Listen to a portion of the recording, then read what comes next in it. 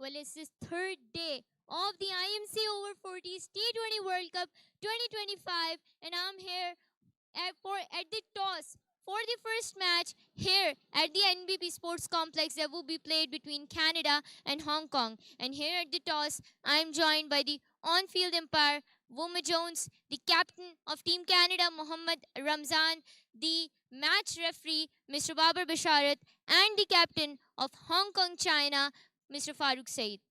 It's time for the toss, and uh, Farooq has the call. Tails. Tails is the call. Head. Yeah. It's a head. Yes, the call.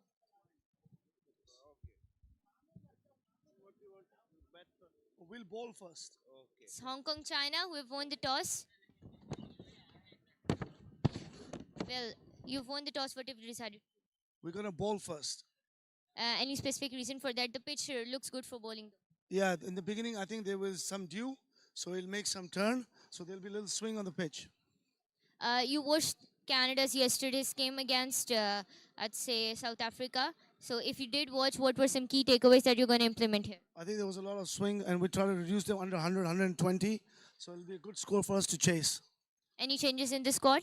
Yeah, we've got one change. Khalid comes in for Rishi. Right. We wish you the best of luck. Uh, Ramzan, a good toss to lose. It is a very good toss to lose. Had you won the toss, what would you have done? We were a field first. You would have fielded first. Any key takeaways from yesterday's match? Sorry, what was that? Any key takeaways from yesterday's match? Well, you're going to have to stand up our batting. And other than that, we have to catch us win matches, obviously. So Any changes in the squad? there's two changes coming up. What are they? One of the batters and one of the bowlers. Right. We wish you the best of luck for that. Thank you. So, news from the center is that Hong Kong, China have won the toss and they have decided to bowl first.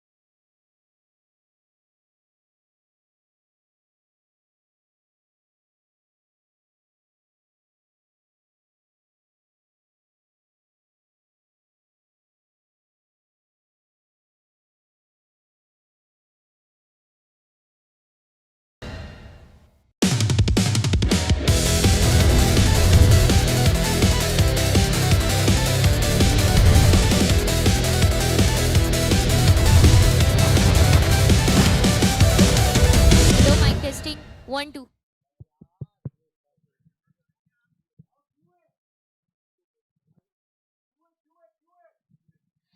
Well, it's the first match here at the third day of the IMC Over-40s T20 World Cup 2025, and it will be played between Canada and Hong Kong, China. And now we're about to begin with the national anthems of both the team. First, we have the national anthem of Team Hong Kong, China.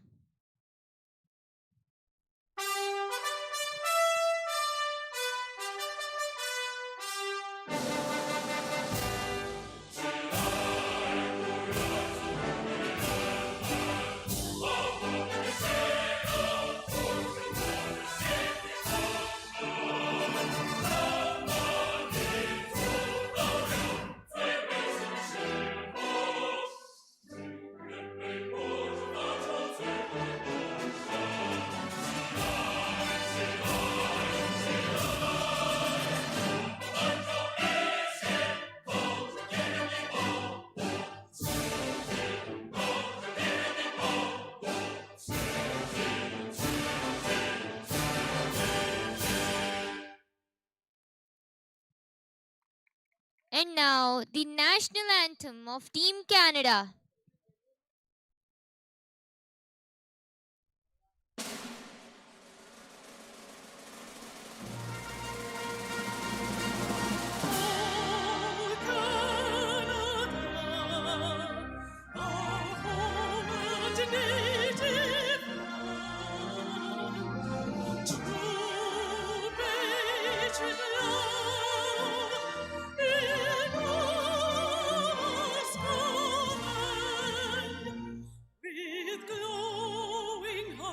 We see thee rise, thou Juno strong and free.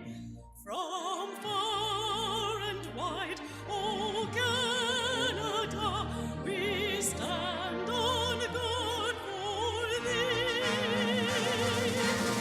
God, King our land, glorious and free. O Canada, we stand on guard for thee. O Canada, we stand on guard for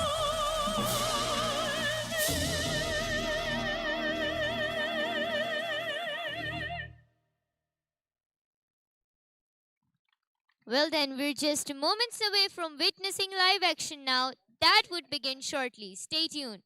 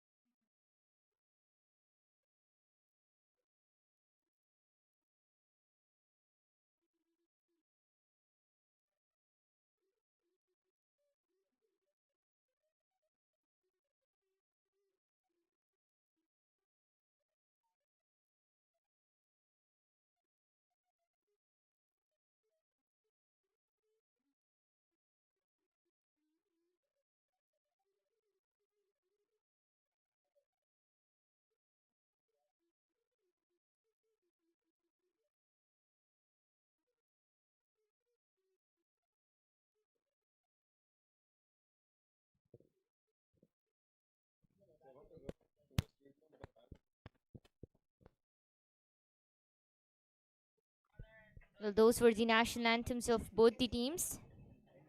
And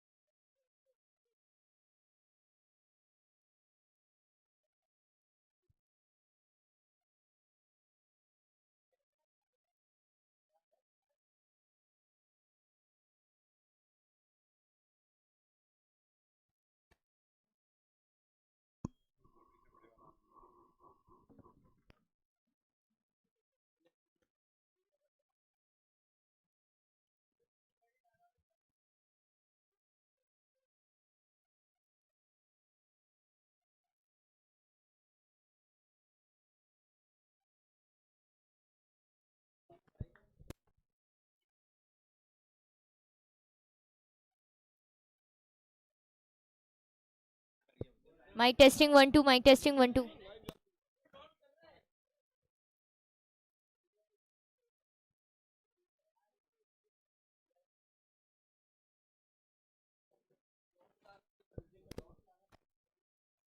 Well, it's a bright sunny day here in Karachi as we enter the third day of the IMC Over-40s T20 World Cup 2025.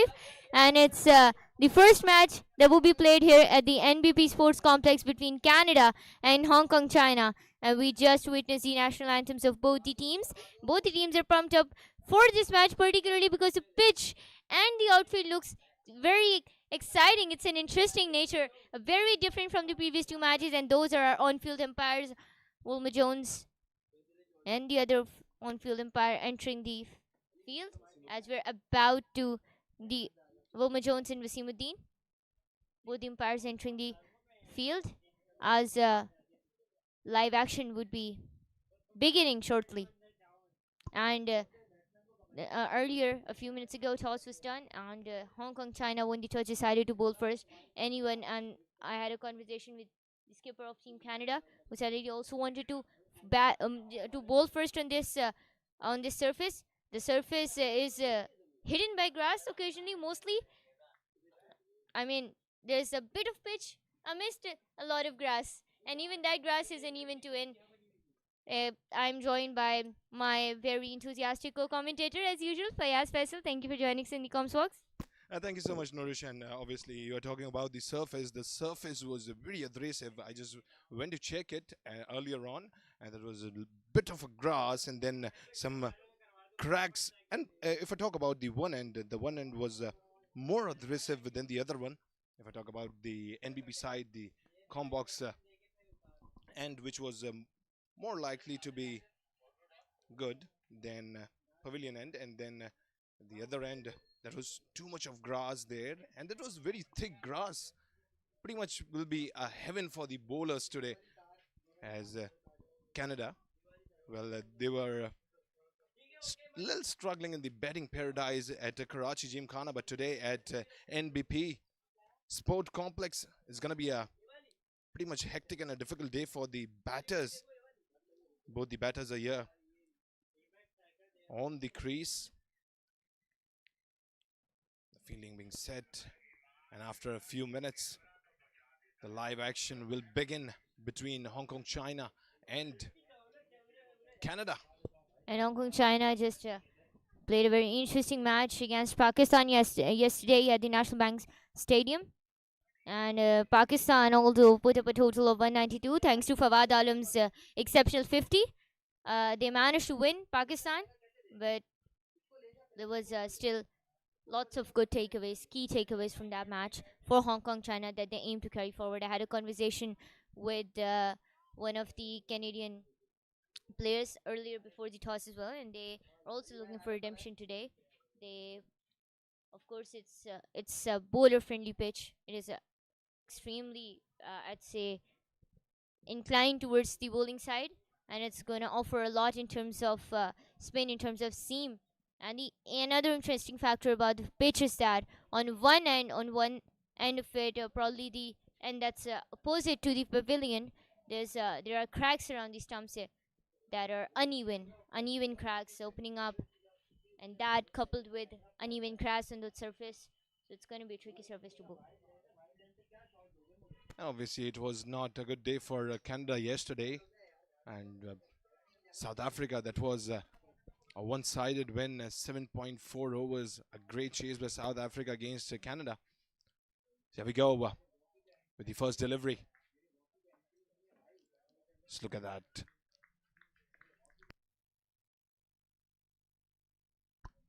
A great start to the game by Hong Kong China. And obviously, I can expect the batters being struggling today on this surface, as it's the heaven for the bowlers. And the way they're going to deliver it towards the stumps, or they deliver it away from the stumps as well, they're going to get some uneven turn in the ball today. They're going to get the swing as well. And later on, when the spin department will come into the action, that will do some wonders here.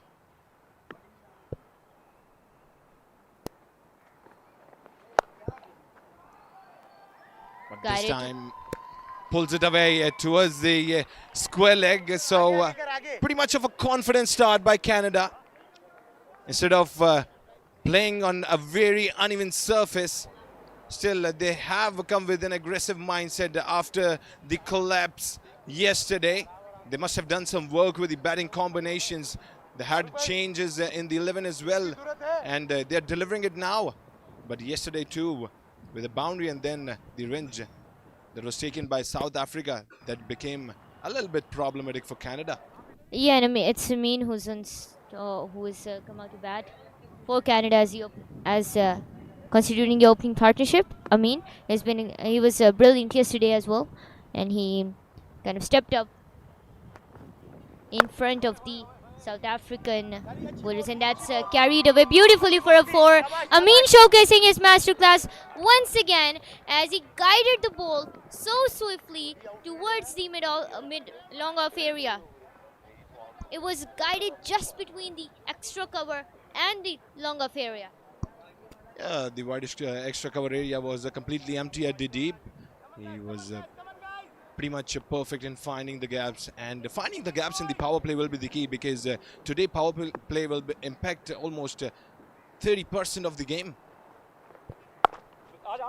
Bowling, it's going to have a 70 to 80% impact on today's game because the pitch is just a very, I'd say, unpredictable. And hitting boundaries on this pitch is no joke. So if Amin is executing it so perfectly, then that's just his masterclass.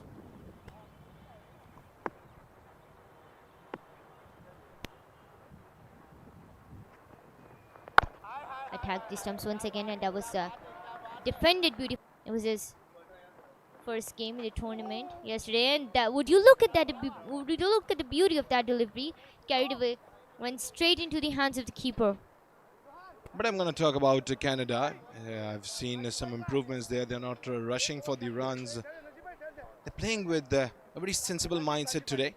Instead of rushing for the runs, instead of losing the wickets, instead of going for some risky shots from the earlier on, for being aggressive, you don't have to lose the wickets, and that is what Canada are doing right now. Being very sensible, blocking it away, and when they get the ball in the range, they find the gaps there. Much of improvement today.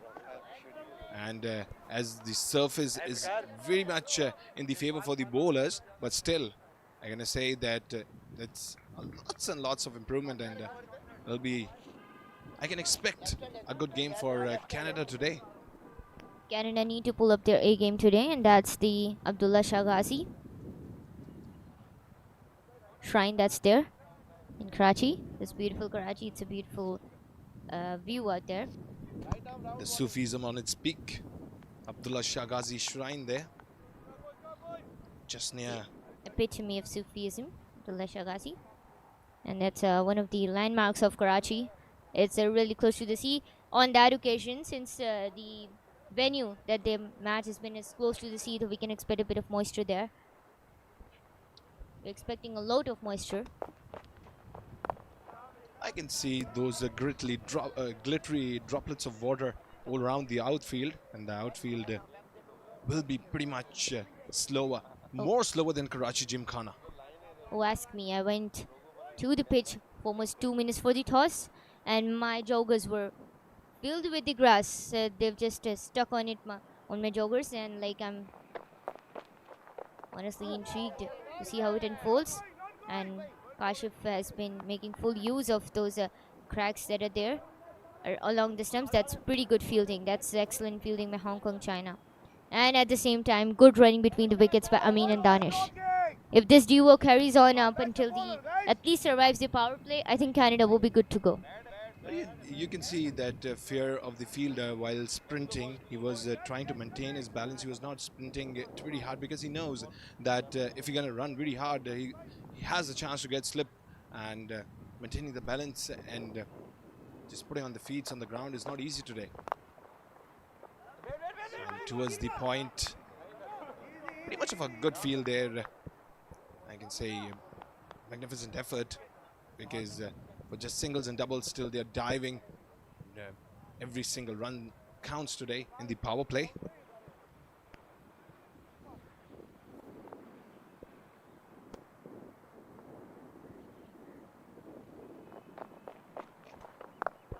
Attack the stumps once again. Kashif.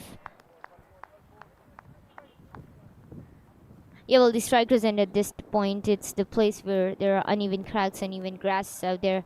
Occasional, I'd say, usually they say occasional patches of grass, but I'm going to say occasional, I'd say, appearance of the pitch amidst a very covered pitch full of grass. You were saying that you went for a 2-minute check at the pitch there. Oh, that's pulled away nicely.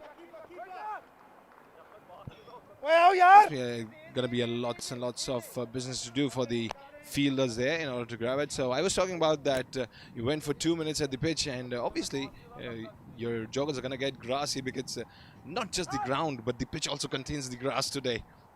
And on top of that, it's near to the sea, so we do expect some moisture from there as well.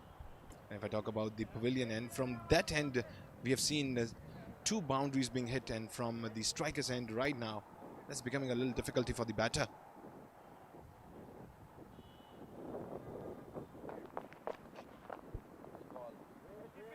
So Whitey attempted to get some extra support from the pitch in that regards. Kashif. But it turned out to be a wide. But we can see that they do have a plan here. They want to get that edge of the bat. You want to make sure that it kind of doesn't come on Amin's bat that well, because even Hong Kong China knows that if anything they should fear Amin, because if this Amin and Danish partnership takes off, it's all good for Canada. Yesterday they were a bit unfortunate in that sort because Amin lost his wicket, and when Amin lost his wicket, the other 3 wickets just followed, and they were not really good in terms of the power play, but they have to make a grand comeback here today. So at the end of the second, 13 without any loss, Canada. Looking good today, Canada.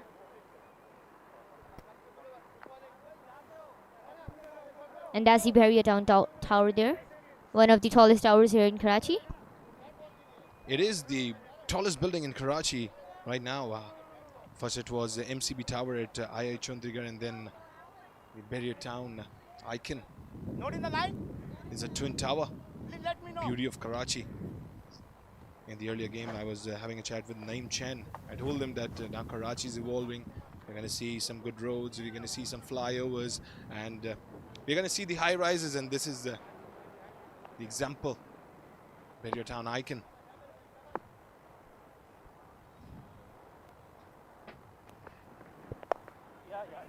Attack these stumps, and Danish managed to swiftly guide it towards the backward point and got 2 runs in the process, and it's actually a 4 there. It's actually a 4 there, a boundary.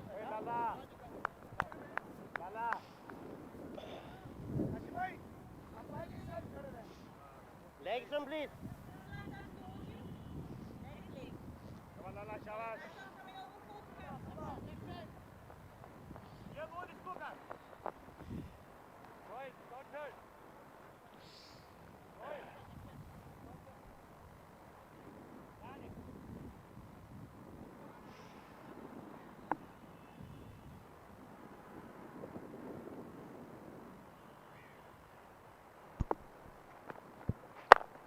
This time it was attacked towards the off stump. Nicely driven away there. Won't be for much damage because Amin today is not rushing for the runs. He's being very sensible with the bat because he knows that the surface is not quite right for the batters today. Rushing for the runs can be a little foolish thinking here. Better be stagnant than losing the wickets. And that is what Canada's mindset is there. I can read.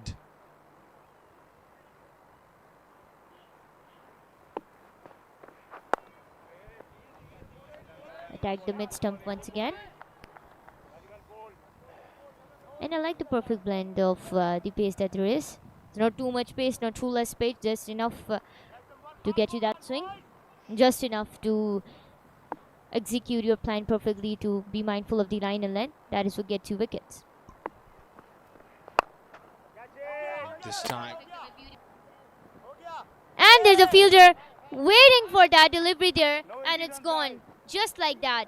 Amin attempted to play it towards the long on there, and the was a bit unfortunate in that sort, as the fielder from Hong Kong, China was already there waiting for that one. It was an easy catch, and it's the end of the innings for Amin. The thing about Canada is that they really need to bounce back from here. They should look forward to one batter should play aggressively while the other one should anchor. As I told you earlier on, the Canada was going with a great mindset, not rushing for the runs. It was not a need right now for going for a lofted or bigger shot there, because you know that bat is not being properly connected with the ball, and the ball is not coming onto the bat either. And too much of grass there, which is giving too much of a swing, and you cannot just judge the ball where it's gonna end up. And if you're gonna go for the lofted ones there, you're gonna surely give the catches, and that is what Amin did. A costly wicket here for Canada. First one down. I have firm faith that Canada has full potential to bounce back from here. They do possess that potential. They just need to channelize it properly. They just need to narrow down the shots that they're going to play at the right time. And Amin is clearly not happy with that wicket. It should be Imtiaz is the new man in. And the thing about Imtiaz is that he doesn't really rushes in terms of shots. He takes his time and then plays shots when that's required. Doesn't play any risky shot out there. So that is exactly what Imtiaz needs to do here. They are in the game, Canada. They got this. They had that game against West Indies in their hand as well. But of course, it was a bit unfortunate in that sort. Yesterday also they went a bit unfortunate as they couldn't channelize the power play properly. But so far, things are looking good for both the teams. Hong Kong, China have gotten their first breakthrough in the power play. A dream of every bowling side out there. And Team Canada also looks in good shape as they have gotten 16 runs in just 2.4 overs. Current run rate is now 6. A decent, I'd say. But they should at least look forward to surviving the power play. Well, by looking at the surface, I wasn't expecting that they're going to... Oh, a big shout there, but not much convincing for the umpire. So I was saying that I wasn't expecting 30 even to be made in the power play, because 16 already made. From both these sides, I'm not just talking about Canada. I can say about the Hong Kong, China as well. Because of the surface, it's not much in the favor for the batters. More of a slower delivery and a little bit of a swing can be deadly. Look at that, he was trying for a late cut there, but once again, when it came onto the bat, it was just the gloves there.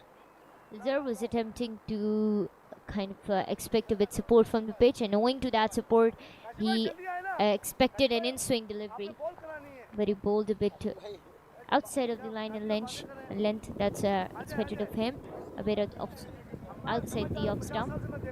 And as usual, the pitch, the uneven grass, owing to that, it offered a lot of support to his delivery, but that was lofted by Danish.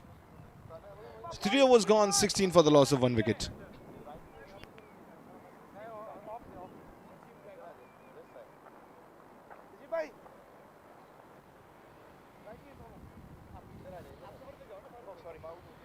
Sorry अच्छा lefty के उधर से आ रहा था right arm bowling over है bowling over है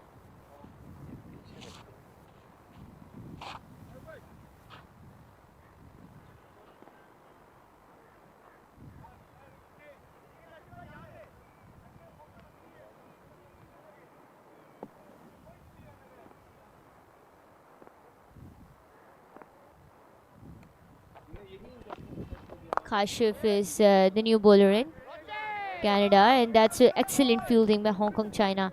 That's tremendous effort in the field.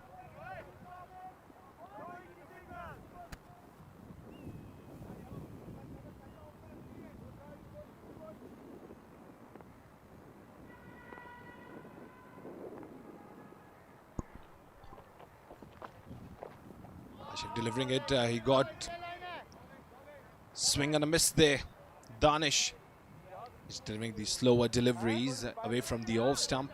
He's getting much of a swing there.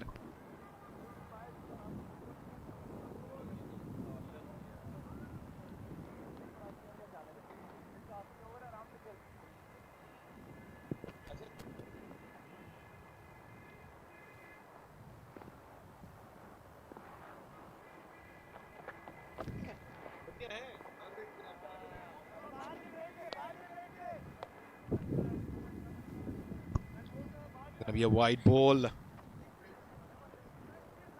Signal by the umpire. 17 on the board, and pretty much a good start by Canada, I would say, on this surface. It's smart strategy by Canadian batters, I'd say. They're not rushing things. That's good. They did that earlier on yesterday as well. But due to the early breakthroughs, a couple of early breakthroughs that were given to them by South Africa, owing to a Reinhardt masterclass yesterday, couldn't carry that too. But I have a feeling they're going to carry it through today, Canada. Their captain, Mohammad Ramzan, he looked really confident earlier at the toss, Canada. Well, that was a pretty much wide, kind of a wide delivery, but try to put on the bat on the ball there. Danish.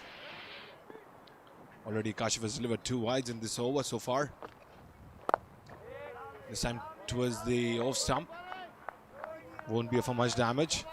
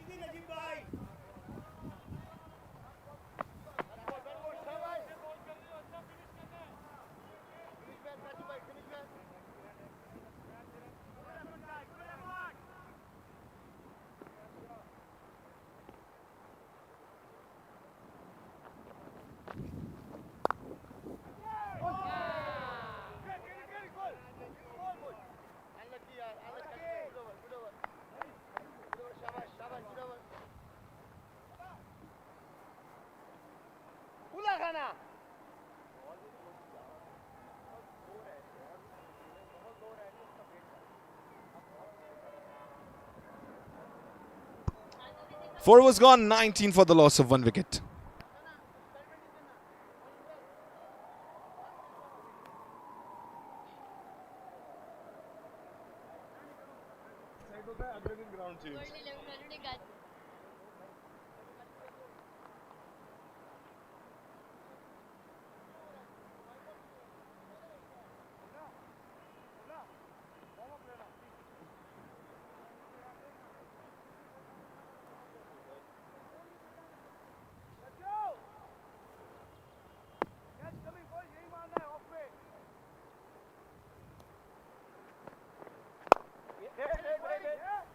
Pretty much of a good delivery. No easy run, boys.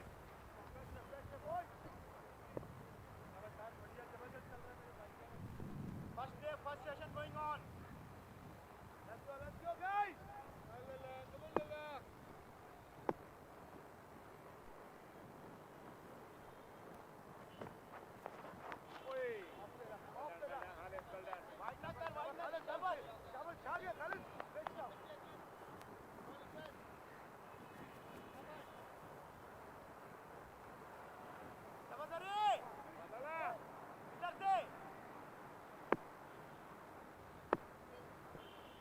There, sweeps it pretty much nicely. It was onto the bat and it cleared the fence. And that is much required here for Canada in order to build up the confidence. Boundary after a long time, and then Danish kept his footing firm on the ground. He was waiting for, as if he was waiting for that delivery to hit it towards the leg side, eyeing that deep mid-wicket position, and he executed it right when it came in his group. That is exactly the strategy that you need. You shouldn't aim to hit, risky shots. You should wait for it.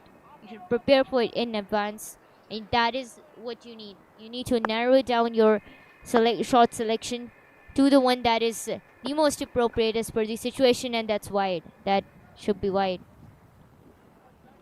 Azhar Khan was expecting some support from the pitch and was expecting it to be guided towards the off stump. That wasn't really the case, and you wouldn't want to pitch it so outside.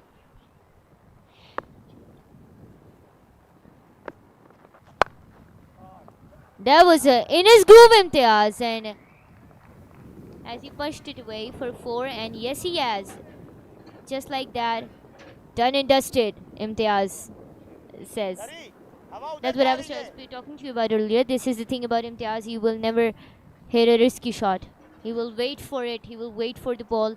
He would time it perfectly, judge it perfectly, and then, while making his groove, he will attempt to hit it. And this time it was the offside that witnessed the Imtiaz masterclass.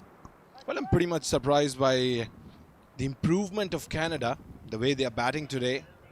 They have much of a good mindset. As of yesterday's, that was pretty much of a backlash with their batting. That was a total collapse. And then in the bowling, they were not able to just make it. This time, I think that is going to be a costly one.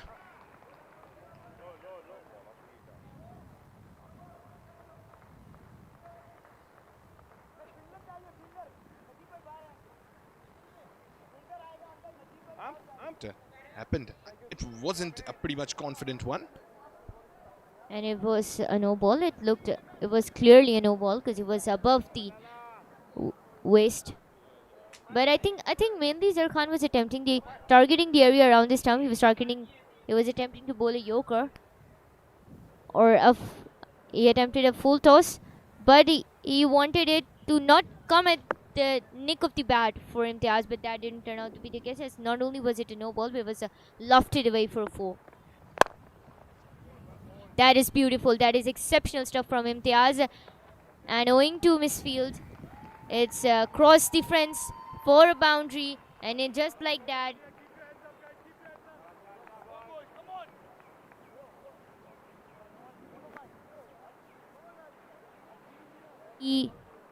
It was the long of position that witnessed his masterclass. That's the thing about Imtiaz. I already told you when he walked into bat, he looks in good shape, and he is all business today. Yeah, surely the way he's hitting is pretty much sensible. And first, he got familiar with the conditions because he knew that the pitch is not much responding.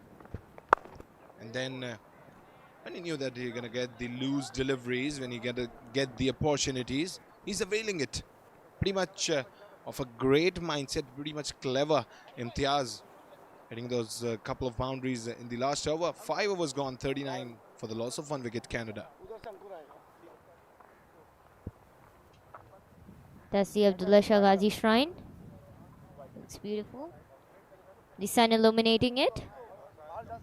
Yeah, it's giving more of a beautiful scenery. And well, Abdullah Shah Ghazi's shrine in the evening becomes more Sufi. People start visiting it.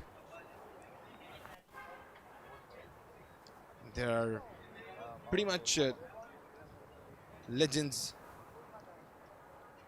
whose graves are here in the shrine of Abdullah Shah Ghazi's.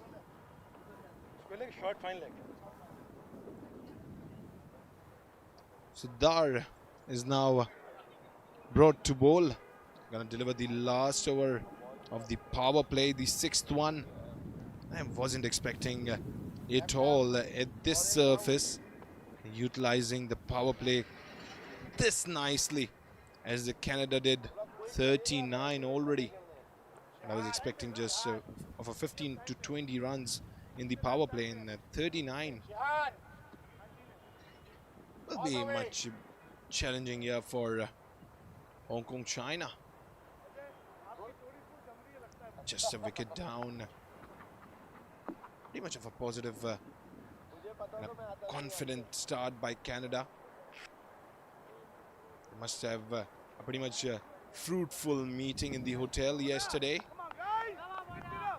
And the day before as well, because yesterday I was having a chat with the skipper Ramzan. He told me that they had lots of hugs and lots of good moments. They strategized it nicely, but yesterday it became a little unfortunate and a fail. But I think those hugs are doing work today. Just look at that. Just the turn of the body posture. Opened the blade and just went away for a bounce.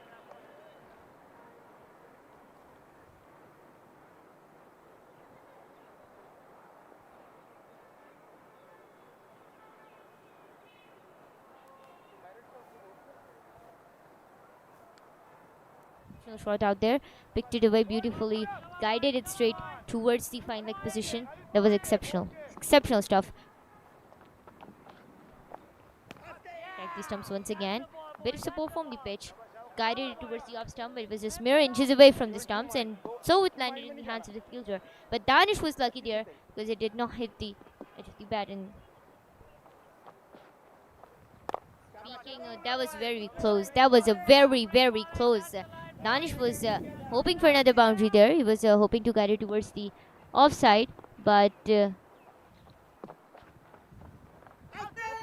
attacking the stumps once again, and Danish swiftly guided it towards the leg side, towards the square leg position. It was just an attempt to buy him enough time to run between the wickets, but the fielder was already there. He picked it away beautifully. Up in the air it goes, and down the ground it goes, and away it goes for a boundary, and that's a beautiful 4 once again. Lots of work for the... Power play. Power play. Power play.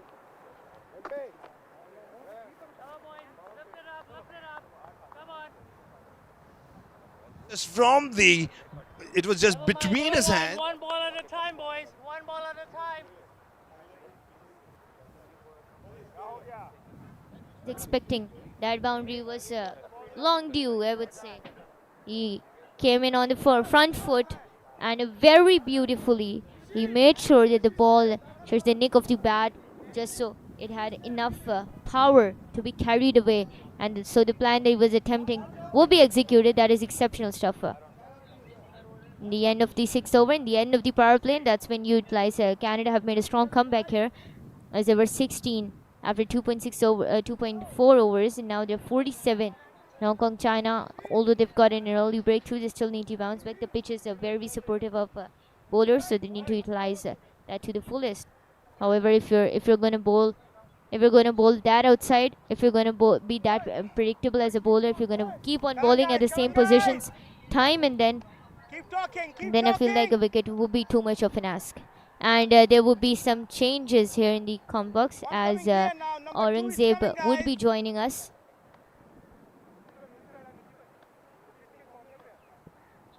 Welcome to the comms, Aurangzeb.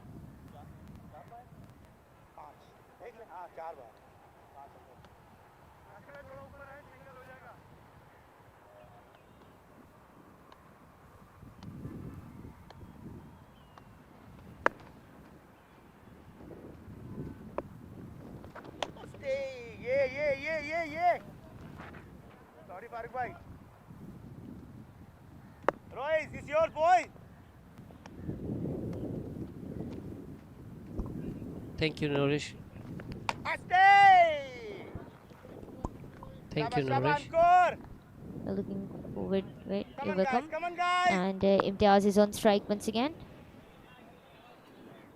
Imtiaz is on a strike once again. And he attempted, he wanted some support from the pitch, Ankur, and he got that. And owing to an inside edge, the ball went straight into the hands of the keeper after getting an edge off the bat from Imtiaz, and it's another wicket for Hong Kong, China, as Imtiaz is the guy to depart. Is a batter to depart, the second batter to depart from Canada.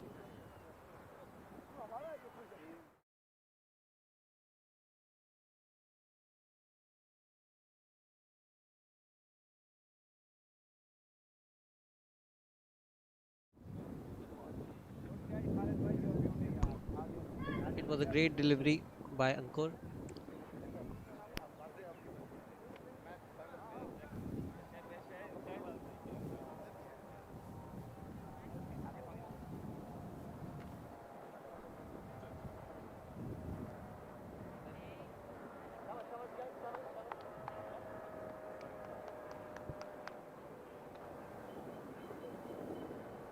Come on, guys.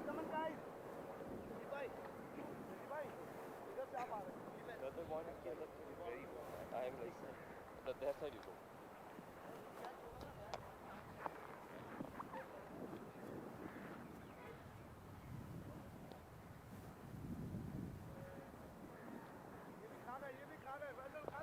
शाबाश शाबाश शाबाश अंकुर आ रहा इधर ही आएगा Sugit is the new man in for on the walk okay Canada. Sugit Karunaratne has been exceptional so far for Canada.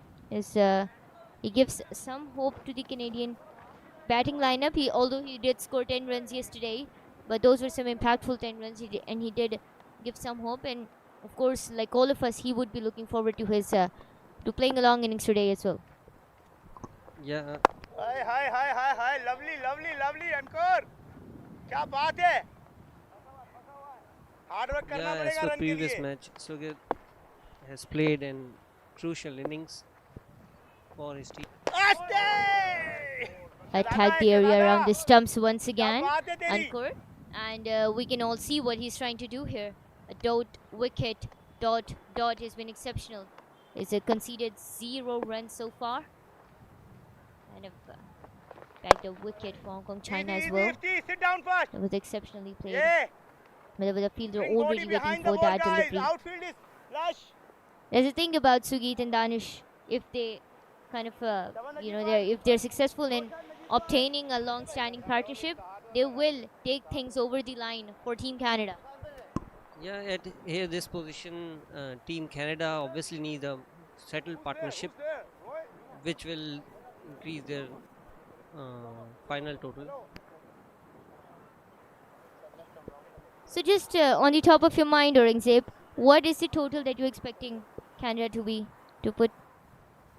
At this kind of pitch, I'm expecting around 140 to 150 in between that. But it depends purely on the run rate which they carry on. End of the 7th over, and Canada are 48 for 2. And yeah, very rightly said, Aurangzeb. Although if you would have told me this before the match started, I would have deferred, because we were expecting a low-scoring match. We were expecting somewhere around 50 to 60. I know it's too delusional of a statement, but the pitch is very unpredictable. But the way Canada have utilized the power play, somewhere around 140, 150 seems doable at this point if they keep on carrying this momentum throughout.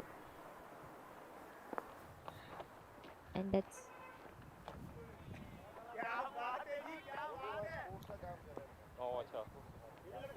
the thing about the pitch. It's offering really good support to the seamers as well as the spin, because the pitch not only has grass, it has cracks as well.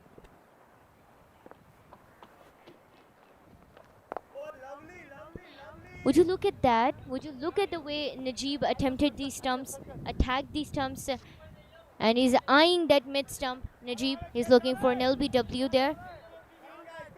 And that's the Pakistani flag post.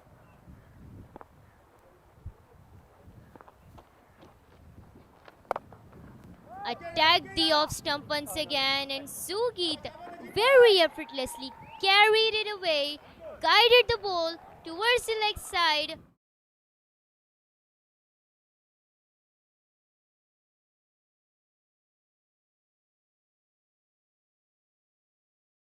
Mid-wicket area. The thing is that's the thing about Sugit. Although he does a little to no footwork, but he keeps his footing firm on the ground, and he waits for the ball to be in his group rather than just randomly hitting. Off stump attacked once again, and Sugit guided it swiftly towards the offside just to buy him enough time to get a run, but they couldn't get because there was a fielder already eyeing that ball there on the point position. Yeah, Sugit is trying just to make some runs for his team, and his part is very crucial for the team at this point. Eyeing the off stump once again, yeah, very rightly said. This Sugit Danish partnership needs to take off.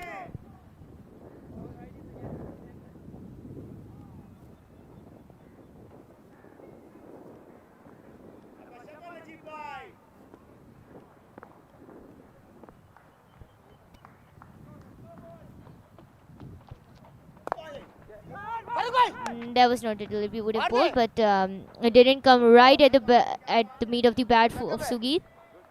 Didn't come at the nick of the bat for Sugit, and so he couldn't carry it away for boundary.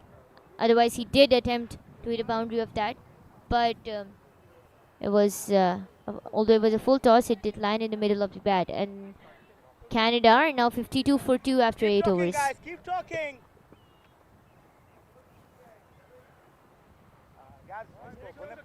And here's a playing 11 for Team Canada. They made one change today. They made a couple of changes today, actually.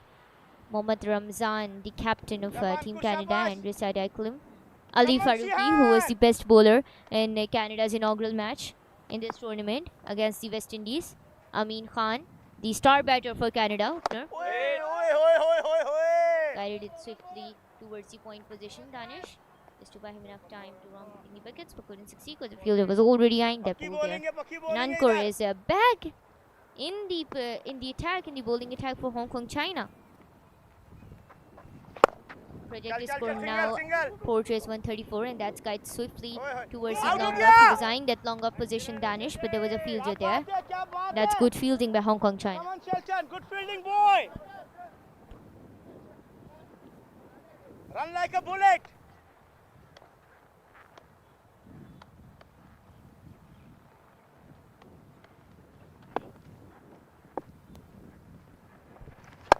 Yourself. Eyed the up stump once again, and Sugit brushed it away towards the long on, and that's fumble in the field.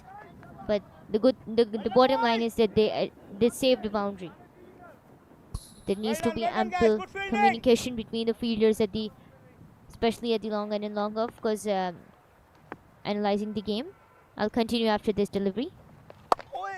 Long on and long off after 2 positions. That seemed to be difficult. And I was talking about long on, long off, but Danish had other plans. He came extremely out of syllabus, and yet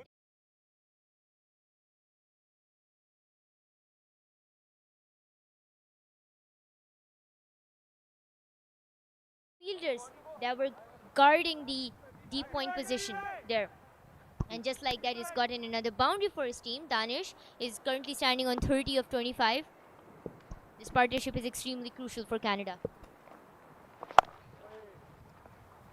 Ankur attacked the stumps once again. This time it was the off stump, and Danish carried away towards the leg side. The thing about Danish is that he is utilizing both sides of the ground. He's utilizing the offside and onside as well. And I was just talking about how long on and long off are the 2 positions that are one of the most difficult ones to field. Yeah, obviously, but here Sugit is just trying to aim at the position between the 2 fielders on long on and long off. Yeah, rightly said, and I also think that Sugit is anchoring I'd say anchoring the innings, while Danish is kind of leading the batting lineup at the moment, and is there on the crease. I think there's a solid plan between these 2 batters. Danish says, "I'll attack." Well, he instructs Sugit to just stand there, just guide the ball swiftly so that we can run between the wickets and rotate the strike, just so runs can keep on piling up and coming up for our team. We can get some runs on the board. That is exceptional. That is a wonderful strategy right there. That is the strategy that you need, especially for a team like Canada. Yeah, obviously, this is the only strategy which could work up for a big total here, and maintaining one should rotate the stride and other should go for big hits. Najib is here to bowl his second over, and a bit away from the off stump. There was a huge shout, and it's been given an out. That was exceptional stuff. That was exceptional stuff. Yeah, Najib manages to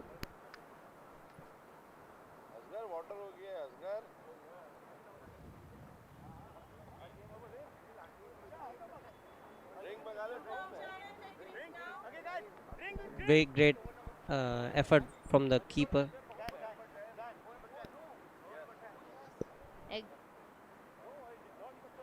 Behind the stumps, timing really matter, and we were just talking about how Danish and Sugit's partnership is crucial for Canada. But Hong Kong, China, they heard us and they had other plans. And they said, no, not today, not in our presence, my friend. And that is, Najib was eyeing that inside edge for long. He was eyeing that edge for long. And he was able to get that, providing Hong Kong, China with the third breakthrough and his individual first breakthrough so far.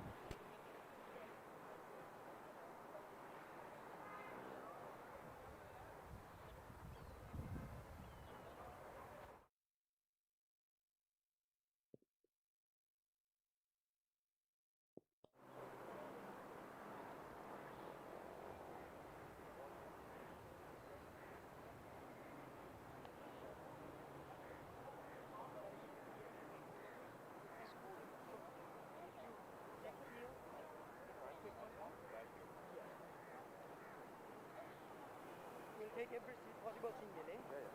So they that but please no run out of it.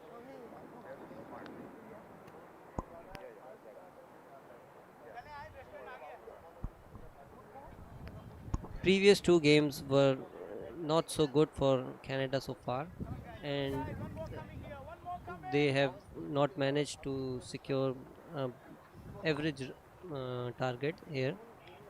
But in this match, things seems to change quite a bit, and they are trying to just make a target over 100 or something like that. Well said. And even though the irony is that Canada won the toss in the previous two matches, they decided to bat. Of course, the wicket wasn't very supportive of bat today, and they still got to bat one way or another in this match as well. So, since if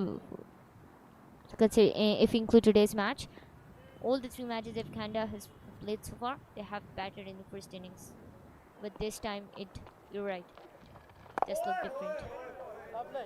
Najib should incorporate some carom deliveries in his bowling.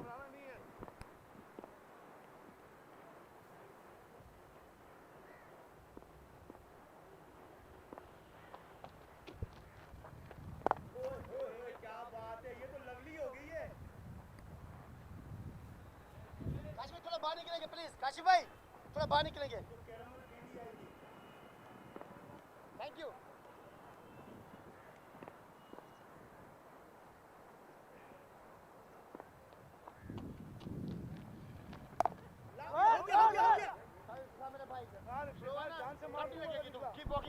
Previous match for Hong Kong China was also a lost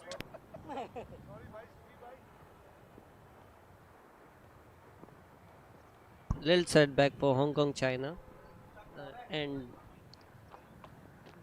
in the first match for Hong Kong China, I guess it was with the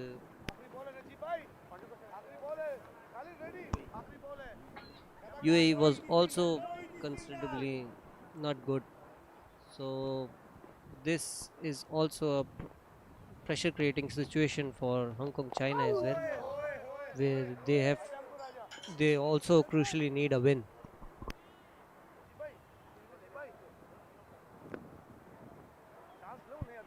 And what an over by Najib. Maiden over in a wicket in it. That's exceptional. Wicket, dot, and a dot. That's not a Morse code. It's a summary of his over. And by the end of 10 overs, Canada are 59 for 3. And there will be slight changes in the comms box as Fayaz Faisal would be rejoining us. Over to you, Fayaz. Same fielding, guys. Same fielding. Thank you, Nourish. रोए को थोड़ा ऊपर नहीं लेता है Nourish was leading here, and then I'm gonna do it. Yeah. So Sujit and Sultan, now they are on the crease right now. Sultan hasn't scored yet. A little bit of a struggle. He's anchoring from one end, and from the other end, it's now all on Sujit. Just a late cut towards the backward point. A fielder there. Won't be for much damage. It's going to be a dot start of the 11th over.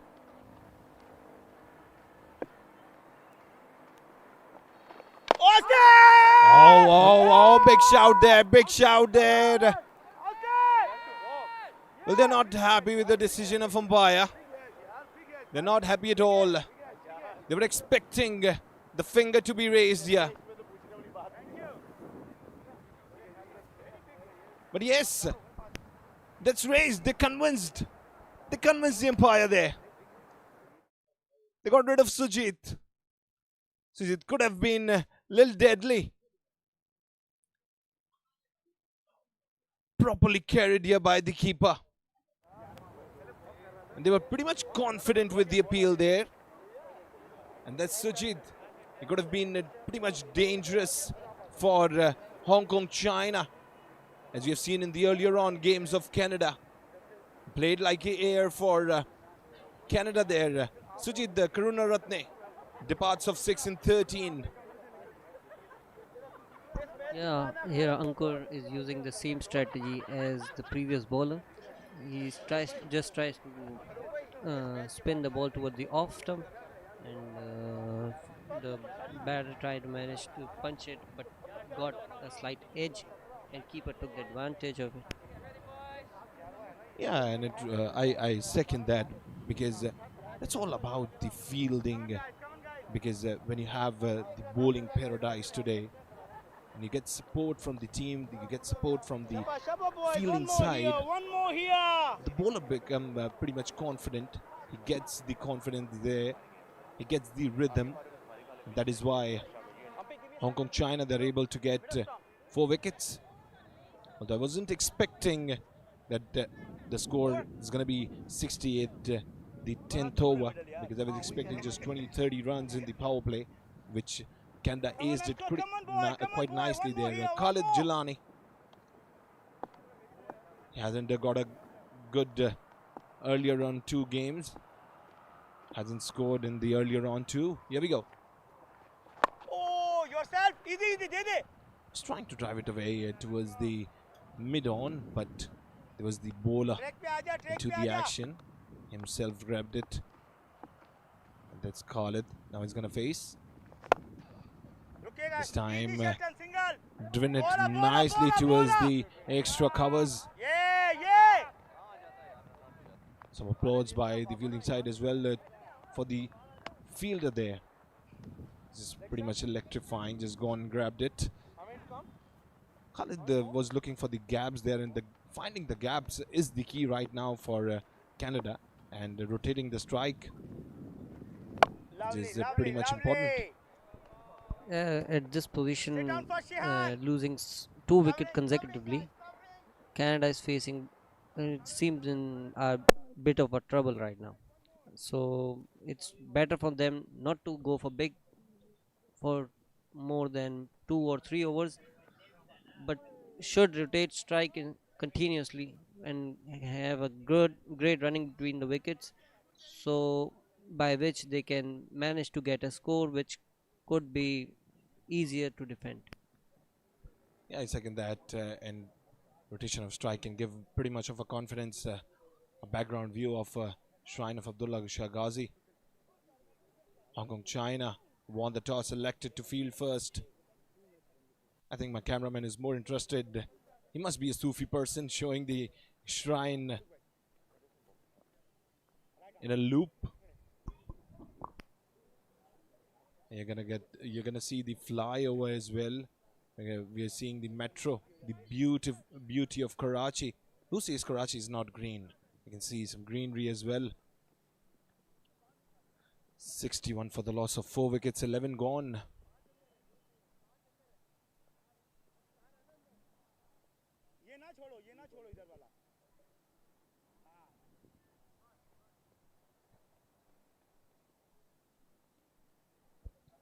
Ali Farooq, the star bowler of the match, which was played between Canada and West Indies. Pretty much of a trouble for Canada in earlier on 2 games, but I'm pretty much impressed by the improvements they've made today in the batting side.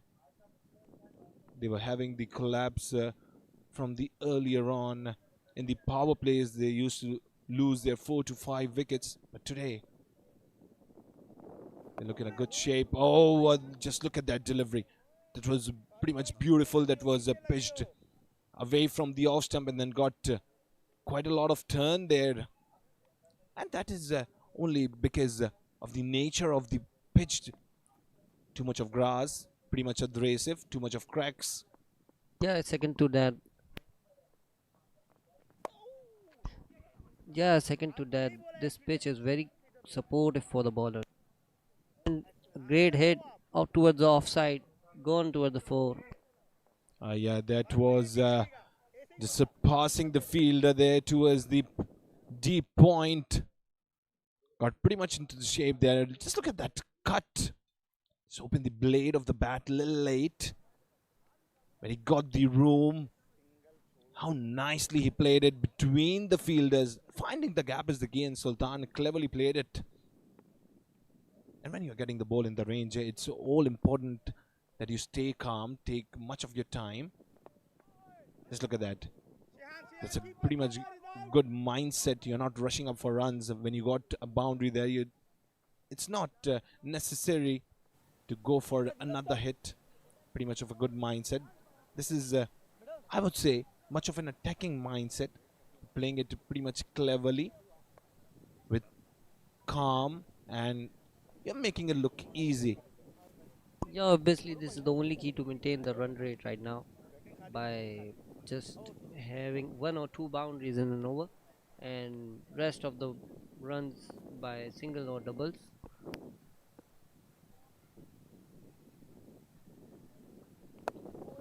Away from the off stump once again. Ali Farooq, he's pretty much entrusted that the batter just open the hands. He should go towards the offside, and then you could see some of her deadly deliveries. The way he delivered the first one, that was just inch away from the off stump there, and then it turned a lot. Sultan Malik, just look at that. That is what I was saying. He was just creating a trap for the batter. He was making him play outside, and then suddenly came inside, making it a good strategy. When you strategize the game nicely, get some results. Yeah, but Sultan here get an eye on it already, I think. Straight to the fielder. Won't be a much bad game here by Canada. Today 67 for 4 after 12, and they are gradually building up the game where they are getting the ball in the range. They are hitting it up, and despite losing 4 wickets, still going pretty much cleverly. The middle order doing the job for Canada. Good improvements. Some proper execution of the plan they have made for today's game, because Hong Kong, China and Canada, it wasn't a good start of the tournament for them both. Oh, just look at the beauty of that delivery. A little slower, just pace of delivery, and just swing and a miss.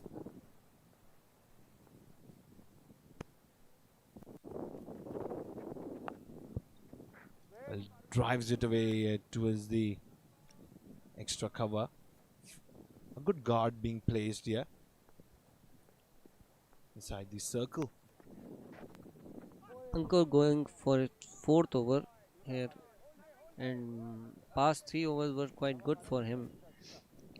He manages to get 2 wickets, which helped Hong Kong China to stop the score for the Canada. Oh, Oh! what a catch! It wasn't a grab in the first attempt. Was playing with the ball and then a grab there. Finally, one of the breakthrough. Khalid departs this time. Ankur was continuously making him play towards the offside, and then he got rid of a big wicket. Khalid departs. There's the 5th one down. Half of the team has departed of Canada. Middle order. They were taking the time. Just look at that. Oh, and taken. What magnificent. That was a catch. That was a treat, yeah. Khalid walking back with a short innings. Not pretty much happy. He's nodding his head. No. Khalid Jilani with a quick innings. Just 2 runs in 8 deliveries. pretty much celebrations here by Hong Kong. They must be very much happy. 3.4 overs. 10 runs conceded, taking 3 wickets. Ankur with that impactful spell so far. And what an over timeline. 3 overs and then a wicket.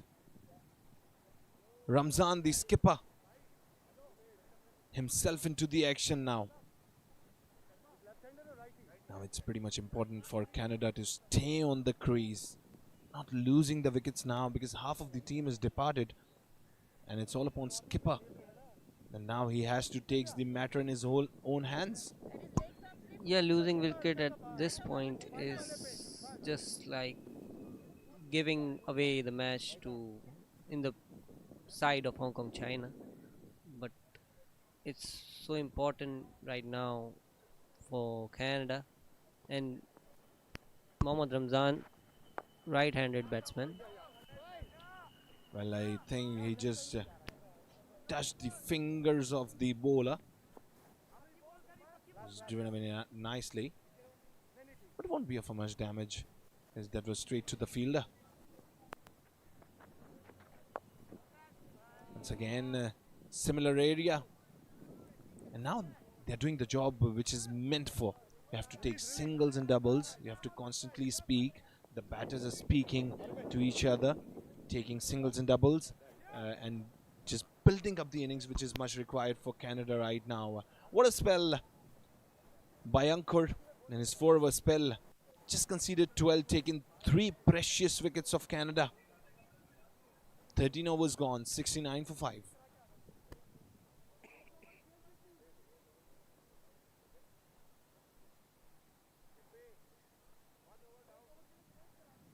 the middle of the board.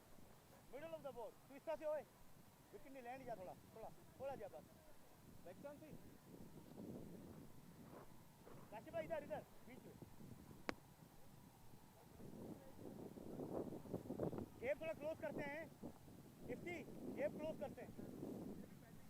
Same जरूर थे नहीं लगा है. Same gap like that.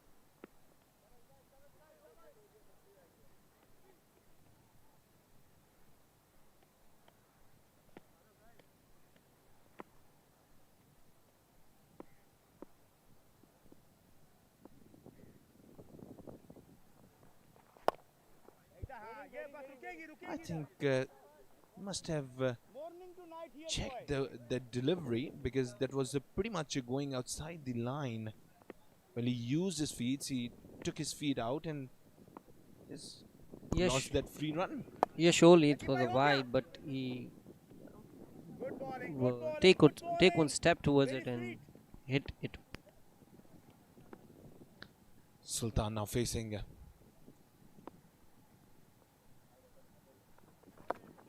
oh, that wasn't pitch there. Straight fuller, the full toss delivery. Little mistake in the timing, or else full toss deliveries are always loved by the batters because they get good bat on the ball. When you're middling it up nicely, you get pretty much runs. Yeah, it gives an opportunity to just go for a big shot, but the batter should be like ready for it, or sometimes just misjudge it, so it could get him a loss as well. As a bowler, you don't have to be predictable at all, the way Farooq is doing it, because when the batter reads your mind and when the batter sees the seam or your hand, pretty much becomes ready there, and when he can read the bowler, that becomes little ease for the batter. He needs to be pretty much clever, and he has to eye it. The side screens does the job for the batters in this order. Yeah, this is the art of batting, which is very crucial for batsmen to get it. And mostly, I've seen the seamers struggling in this manner because they have to just go with the seam, and when you're delivering it earlier on in the first 4-5 overs where the ball is in much shine, you just have to keep a control over the ball and use the proper shine of the ball, proper seam there. You have to go with the cross seam, you go with the straight seam there, and that becomes pretty much predictable for the batters because the seamers, they have to show the seam there, and spinners, they can hide it. That is what we have seen in other games.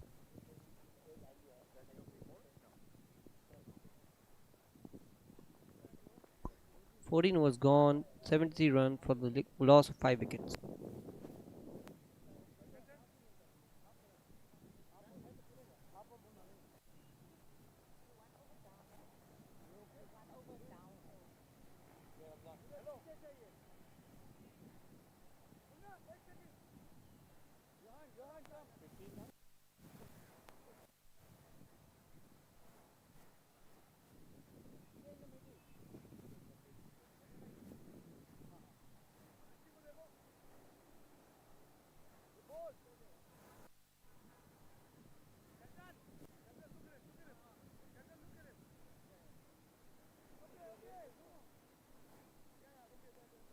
A new bowler, Cruz, is up for his first over.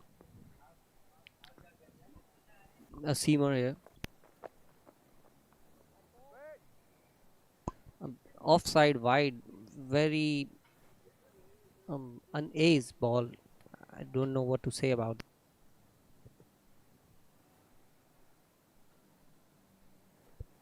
Yeah, that was pretty much a wide. Not a good delivery at all. Starts off with a wide. And I can say that it can be a strategy that you have to prepare the batters that you're going to deliver it outside. You're going to deliver the wides. You're going to make him play towards the offside so that the batters get ready, and then it's pretty much of a clever decision. Then you just get the batter set where you are delivering, and then some of a magical delivery. Just look at that. That is what I was saying. That first he was delivering it outside. He purposely did a wide, and then a couple of runs on the delivery, which was delivered offside, and then Yeah, obviously they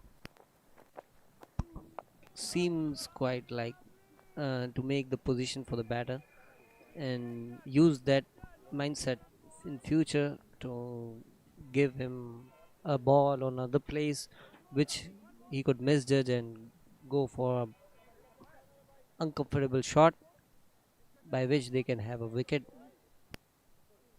and if I talk about Cruz, he's much trusted that the surface could do the job for him.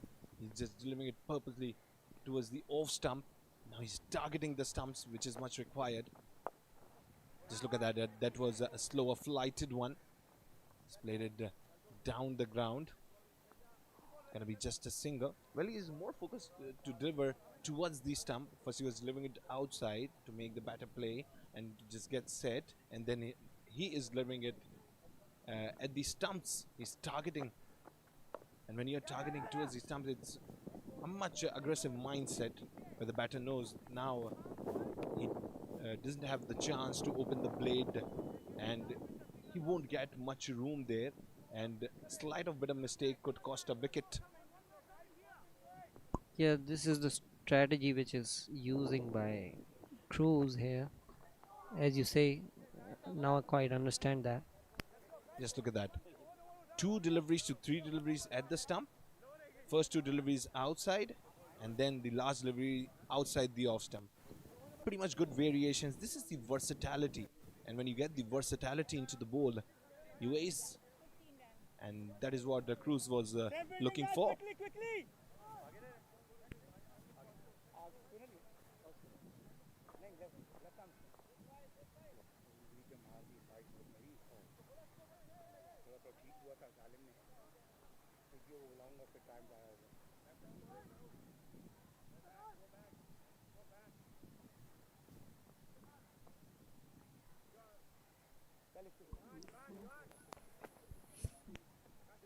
So 15 overs gone, 78 for the loss of 5 wickets, and I would say that's a good innings comparatively going on by Canada.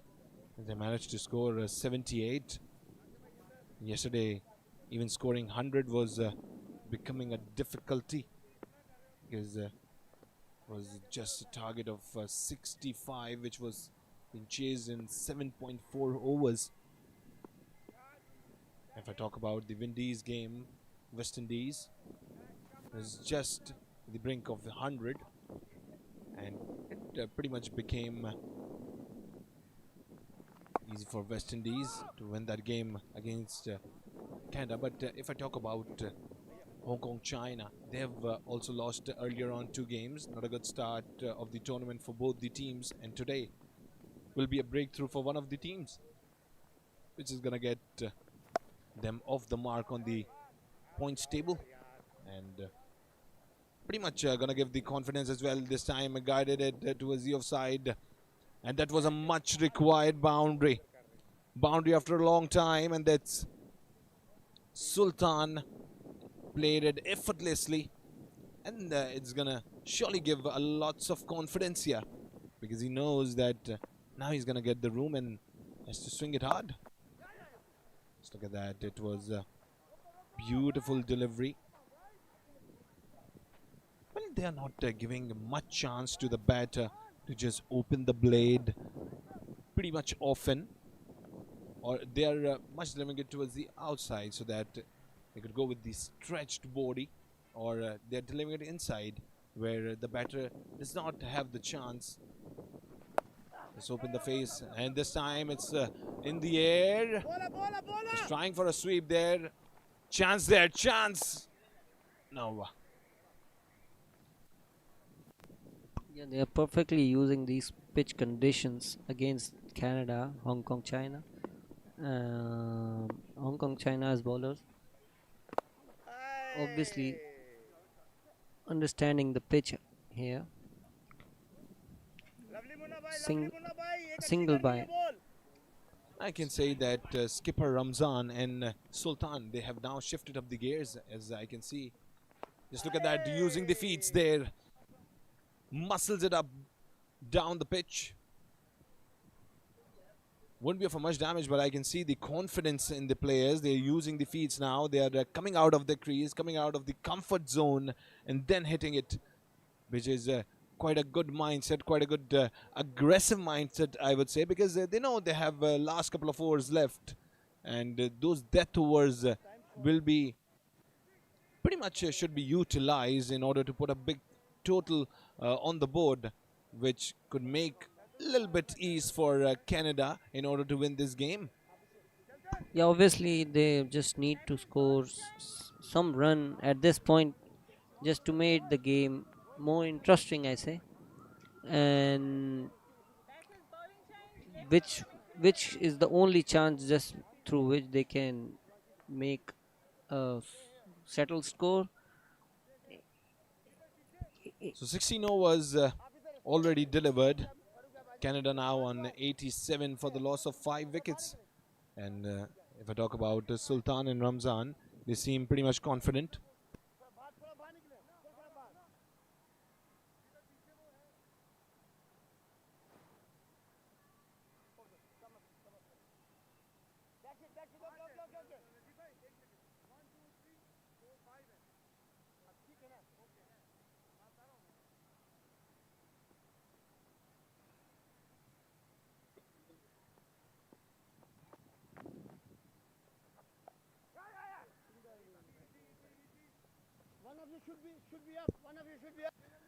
Najib is brought back to action.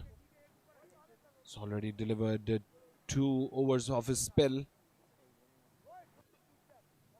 Pretty much of a good economy. 5 conceded, taken a wicket as well. And the skipper, Mohammad Ramzan, I've seen him shifting up the gaze here, which is much important. You have to constantly make the changes in your batting style according to the conditions. Oh, a little late cut. What a shot it is. Little late and went for a boundary there. This much required for Canada, and the skipper knows the importance of these kinds of boundaries. Just rolled over the fence towards the third man. In fact, the deep third man. 92 up for Canada now. I can expect the score to be above 120. Just look at the confidence, the positive body language there. A fumble on the crease there. No, you don't have to run for that. That was just simply throwing the wicket away. The fumble, not a good call by the non-striker end.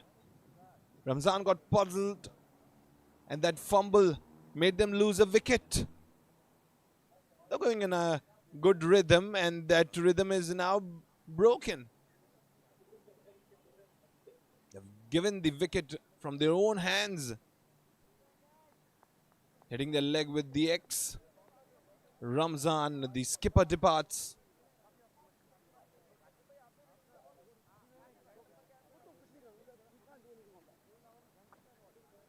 A quick innings of 13 in 12 deliveries. Well, he seemed much set.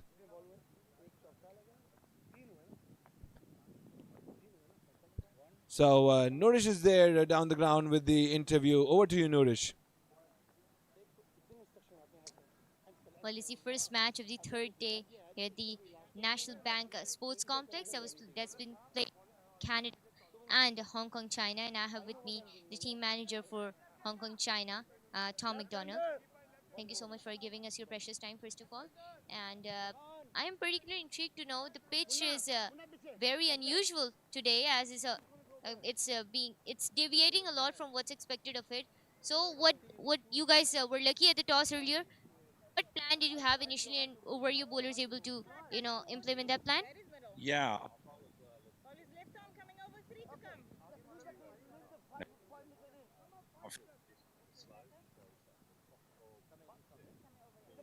Bit more.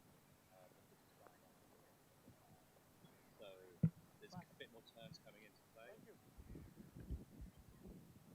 play. So we wanted to keep them low the first 10 overs, which we succeeded to do.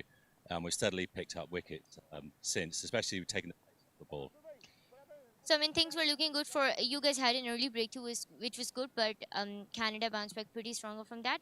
So what what was the score that you had in mind for the power play? That this is a score they want to restrict them under, and were you able to succeed in that? I think if we got to the power play 45 for 2, maybe 45 for 3, we would have been happy with that, but they were much lower. I think 35, 30 for 1 after 6, and we've kept that run rate down, which is really important. Cut out a lot of boundaries with some good fielding. We're taking our catches, which is very important. So yeah, good so far. So your bowlers have been good students of you, that I'd say. I taught them nothing. They bring their own skill. Yeah. Finally, before I let you go, you've been here for the first time in Pakistan, Yes. if I'm not wrong. So how are you liking it here in Pakistan, and how do you view this tournament for international cricket? It's great to be in Pakistan. The people are so friendly. Everyone's got a warm smile and a handshake. The food so far has been really good. We went out all the teams went out last night for a meal, and the food was simply the best. And we have another meal today.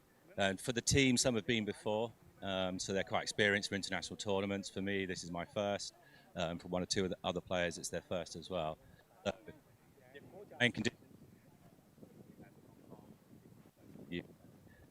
so it's one thing.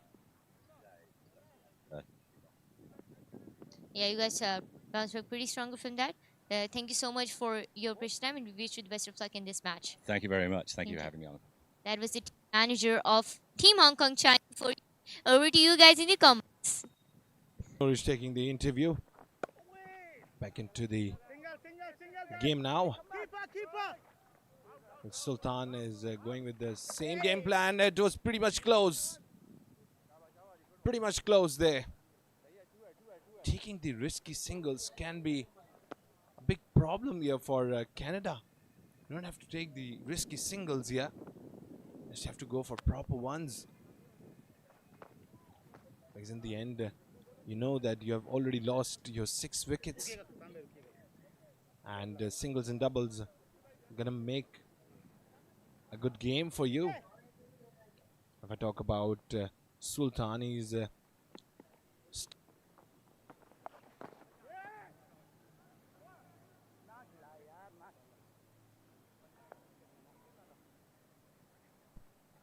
nicely played there. He picked up the length quite nicely. He was ready earlier. He judged the ball there, and it wasn't a good delivery to deliver at this stage. But you know, you don't have the fielder at the deep. That was a kind of an opportunity this time. He was going a little late cut. It was the third man. Taking a couple of runs. Good running between the wickets. Good mindset there. So 100 up for Canada. 100 for 6 after 17.3. Yeah, obviously Sultan is trying just to get settled in with the wicket, and And this time they got rid of the big man, Sultan. The man who was in much aggression. That's the surface doing the 12th man job for the bowlers. They got rid of Sultan. He shifted up the gear. He was pretty much in confidence. Used his feet there. And that's the keeper. Did the job. Sultan departs here. He's walking back. Not happy. nice bowling here from Da. He just delivered a slower one, and Sultan Malik just misjudged it. Sultan Malik, an impactful 25 runs of 26 deliveries. He departs. And I can say that Dar, that was pretty much clever bowling, I would say. Delivered it outside when he knew that he's coming out of the crease. He's using his feet. He's taking 2 steps ahead. And then just nailed it.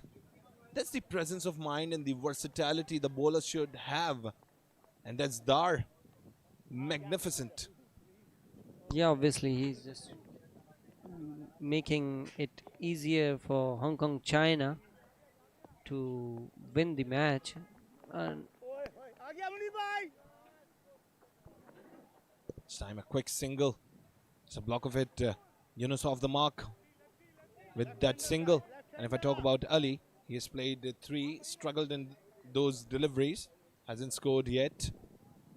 I can expect Canada going for a total of 120 around. That it could be a fighting total here on this surface, where the outfield is pretty much slow. And if I talk about the surface, too much of cracks, and especially at the opposite end of the pavilion, at which they're batting right now. That end has too much of grass and too much of cracks there.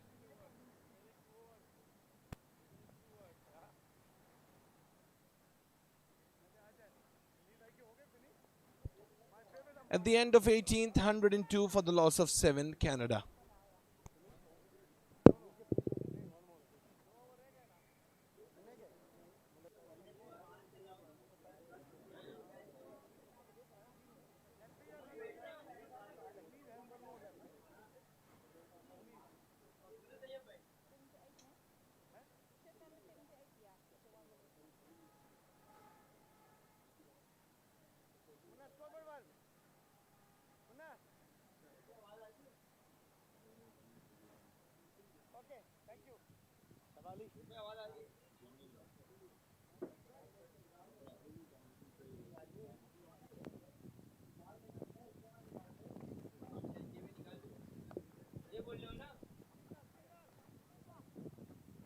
शाबाश शाबाश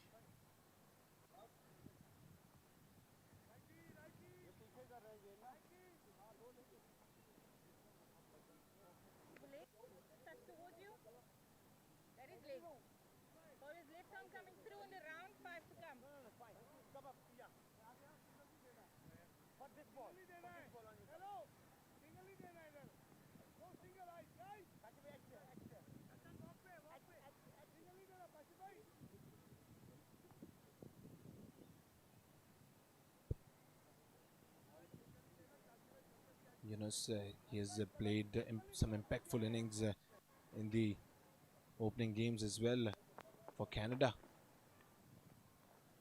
Oh, just look at that. He was ready to love that, and in the end, he just changed his plan. By looking at the ball, he came up with a single feet. He's going towards the front foot to hit. Once again, just look at that. He was entrusted to love that. It's in the air, in the no man's land this time. I can say that at this moment, you don't need to hit it, loft it. You just have to go for singles and doubles. More focus on putting on runs on the board instead of going for risky ones. You should just stick to the plan of going down the ground. Yeah, in this case, I would suggest this Canada should obviously goes for singles and doubles, maybe triples as well. But hitting a big hit is quite bit risky. I see. It seems here, like. Just look at that. He's continuously being aggressive, Yunus, and they got rid of him. That is what I was talking about. At this moment, you don't need to hit. You just have to stick the plan for going for singles and doubles. If you go for some bigger ones, that could have create problems, and it created. At this point, you should have been calm. I know we are in the last couple of overs. You need to be aggressive to put some runs on the board, but at this moment where the wickets are constantly falling down, you just have to stay on the crease. You had the last over. Yeah, at the very start of his inning, Yunus tries to hit for big shots, like for the front side and for the leg side as well, but was unable to manage to get one.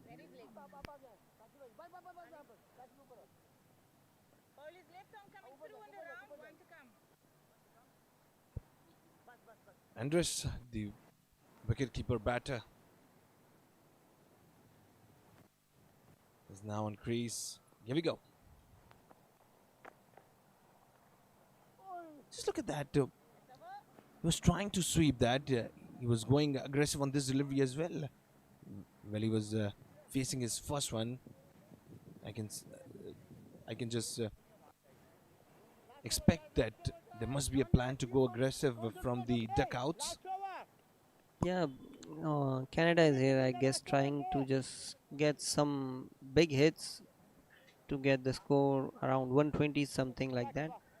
But on the other side, Hong Kong China is using that as an opportunity to get wickets in hand.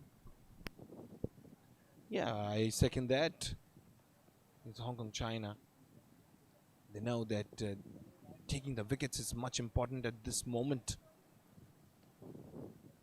because if a total reaches towards almost 120, 125, it's going to be a little difficult later on, because now the sun is shining on the head. It's a bright sunny day in Karachi today. Obviously, pitch has the cracks. It's pretty much hard. Has lots of grass as well. I can say it's lots of grass and a little bit of a pitch in it. So after being baked by the sun later on, oh, just the middle of the stump takes him away. Gone. Bowled him. 8 हो गए 8 Magnificent delivery there. The aggression of Canada's side is giving too much opportunity to Hong Kong China, and they are availing every single one. As I say earlier, they are using it perfectly as a weapon against Canada. They are just trying to get big ones and moving ahead out of the crease and going for the big shot, and they are just losing wickets Instead, Iftikhar, the new man in. Last wicket to go. 9 wickets down, 105. Ali Faruqi. He departs, the star bowler for Canada. Current run rate of 5.48. And obviously,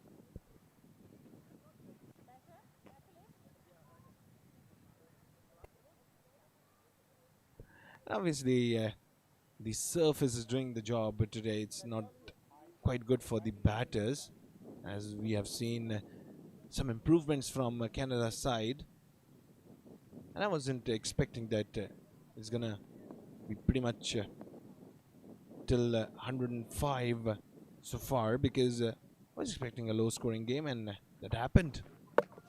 Oh, that's an all out. 105 all out there. Dar with a pretty much good delivery, little bit of a turn. The surface doing the job as the 12th man for Hong Kong China. Just the middle of the stump shattered there. Hong Kong China made a good breakthrough. Earlier on, they were being very aggressive. They were hitting nicely. And then 105 all out. A sudden collapse for Canada's side. Now 106 needed to win this game. Hong Kong China. And looking at the surface, it's going to be a little difficult, because it's going to be a long game to go today as well, because the batters won't be in much aggressive mood from the earlier on of the game. They're going to drag the game up, which is going to be a good strategy when you just drag the game away and slowly and gradually build up the score, because you need 116, 120 deliveries. You have much of a gap there. A low scoring game, which was expected. They were going pretty much aggressive. They were going nicely. Some improvements seen by Canada's side earlier on in the game, and then a sudden collapse, which made them restrict to just 105. And now 106 is the target. And if I talk about the batting summary, Danish started off the game with 31 impactful innings here. Then Amin, the star batter, but today, a little unfortunate for him. Departs on 4. Imtiaz with 12. Sujit, he was amazing in the last games, but today a little unfortunate. Gone on 6. Sultan just gave a sigh of relief with 20. Okay, so now it's Zar with the wicket. Dar, a magnificent spell, taken 3 wickets there. Ankur with 3 wickets and a good economy of 3.00. And if I talk about Najib, he's also taken 2 wickets there with the economy of 2.75. Wonderful economy there. And if I talk about the fall of wickets, the last couple of wickets on 105 and then 104, just a difference of 1 run, losing the wickets there. That was a sudden collapse for Canada. They were looking good at the start, and then Hong Kong China restricted them on 105. 106 to be made in the second innings in order to win the game. The decision of bowling first, that was pretty much in the favor. So after a moment, we'll be there with Nourish taking the interviews, and it's an inning break.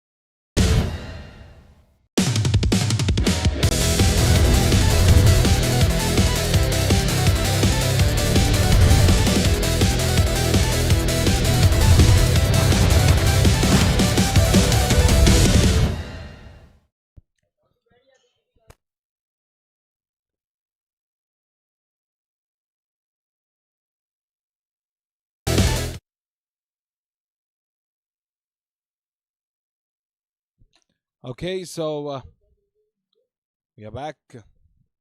Hong Kong, China needs 106 from 20 overs, 120 deliveries. Although that was pretty much an improvement in the batting side of Canada as of we have seen. But still, because of the surface not responding much in the favor for the batters, they managed to score just 105. And now Hong Kong, China, they're going to go for 106 chase. And I can expect it's going to be a little difficulty for Hong Kong, China as well. For this chase, this 106 can become a difficulty because of the surface today. Too much of grass, too much of cracks, pretty much abrasive pitch. And especially if I talk about the opposite side of the pavilion end, there's too much of grass there and too much of cracks as well. And if I talk about the pavilion end, is quite a bit much reasonable than of the other end. And this moment, I can say that power play will be pretty much impactful here. 20 to 30% of the game you can take it out of the power play. And with me in the commentary box, I've been joined with Aurangzeb. Well, thank you, Fayaz, for introducing the match status. And at this stage, I would suggest that Hong Kong, China had just made, it just need to made 100 runs, something like that. But the surface, the pitch is not in favor of the batting side either at this time. Yeah, I second that. We were expecting that it's going to be a low scoring match, and that happened somehow, I would say, because the start of Canada was pretty much impressive. They were going pretty much aggressive, and if I talk about the opening pair, they did a wonderful job, and Danish especially with those magnificent 31 runs, which made pretty much backup for Canada. And then sudden collapse, they were constantly losing the wickets away, and that became a little blunder, and which restricted Canada to 105. So Hong Kong, China, Ankur and Vijitang, they're facing it. Oh, I can see the mindset. I can just expect the game plan here. Ankur, he came out of the crease on the very first delivery. If the card delivered, he's delivering his first over. And if I talk about the confidence in the body language, because they know they has to ace the power play. Power play has much of the impact. Yeah, seems like they're trying to just push it hard for the batter. And this time, straight to the fielder there. Was trying to go towards the deep point or point there. A good attacking fielding plays. Iftikhar is delivering it where it's much needed, where he knew that the batter could open the face of the bat and he could get some wickets. Just look at that, that was away from the off stump and got a swing as well. Swing and a miss.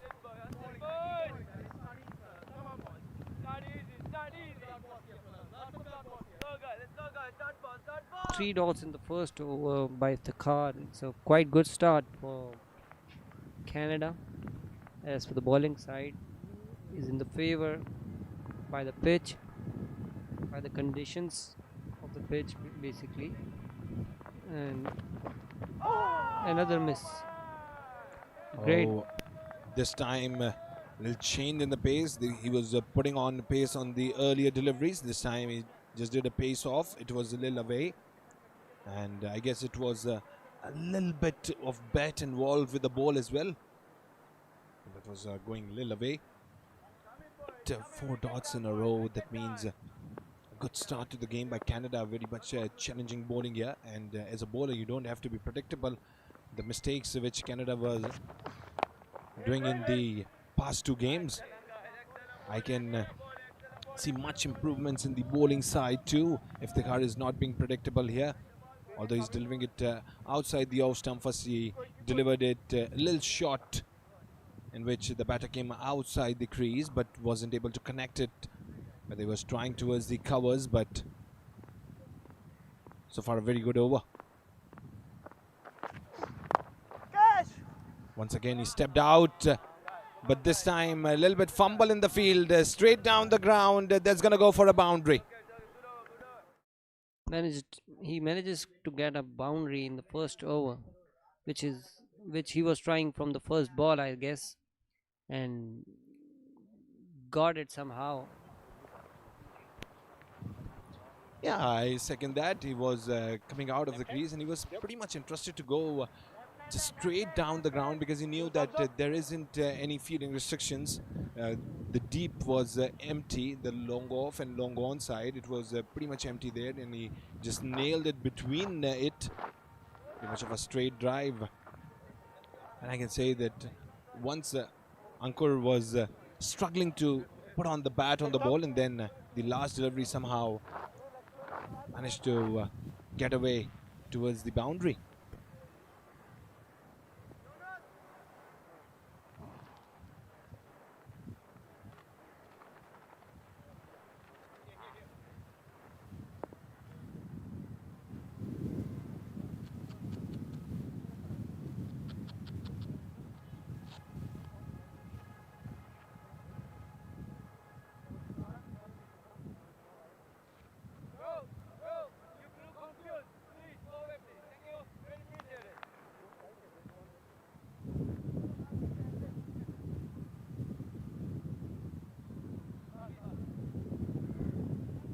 The end of the first over, 4 without any loss.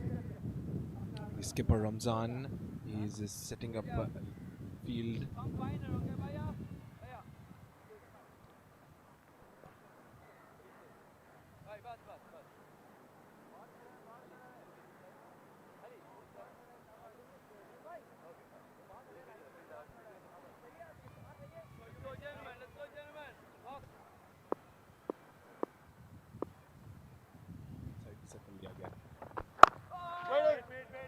And pretty much attacking fielding here being set by the skipper Ramzan. Yeah, the field seems like that one fielder out of the circle is situated at extra covers, and the other one is standing outside the 30-yard circle, just on the mid-on side. Oh, a quick single. That was a little fumble in the field. But it was just near the fielder. He dived, but still didn't manage to get much hand on the ball. That is why just took a quick single there. And if I talk about the bowling of Yunus, he's pretty much not predictable. He's a clever bowler. In the earlier games we have seen him that used to deliver it with variety. He has the variety, he has the versatility, he has the swing. And obviously today it's a paradise for the bowlers. Mohammad Yunus, he has taken a wicket as well in his 3 matches. He's done 5 overs, 38 runs he has conceded so far in his tournament. Yeah, as you say, Yunus is quite a bit economical bowler, and a favor for Canada in this situation is to use him as much as they could perfectly. Yeah, these kinds of bowler sometimes create trouble for the batters. If I talk about delivering it to the right-hander and left-hander combo, it's always difficult to get control over the ball. Big shout there, big shout. That was on the pads. But no, Wasimuddin wasn't interested in that one. Let's look at that. See, he got a later swing that was swinging outside. Yeah, it seems its ball is pitching outwards of the leg stump and missing the wicket. Look at that, he was walking down the ground, the batter. He was using his feet. This shows that he's pretty much interested in hitting instead of just going for singles and doubles, and he's making an aggressive comeback because he knows that 106 can also become a difficulty, as in the yesterday's game we have seen that it was being played between Zimbabwe and rest of the Gulf, where a target of 108 or 108, I guess, that became a pretty much a difficulty. It was chased in the 17th over, and that is only because the top order was doing a good job, and then a sudden collapse, although it was a betting paradise.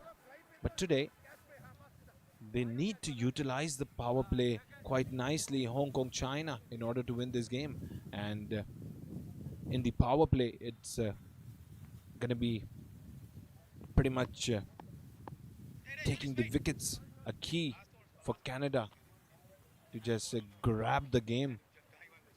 So far the score is pretty much stagnant.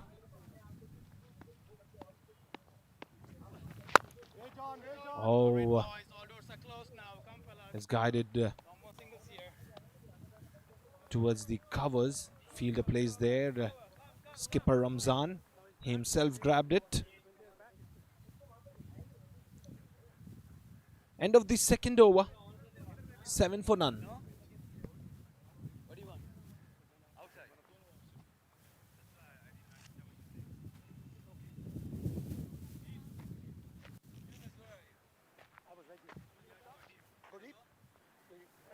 Middle? That is middle. Ball is right, I'm coming around to you.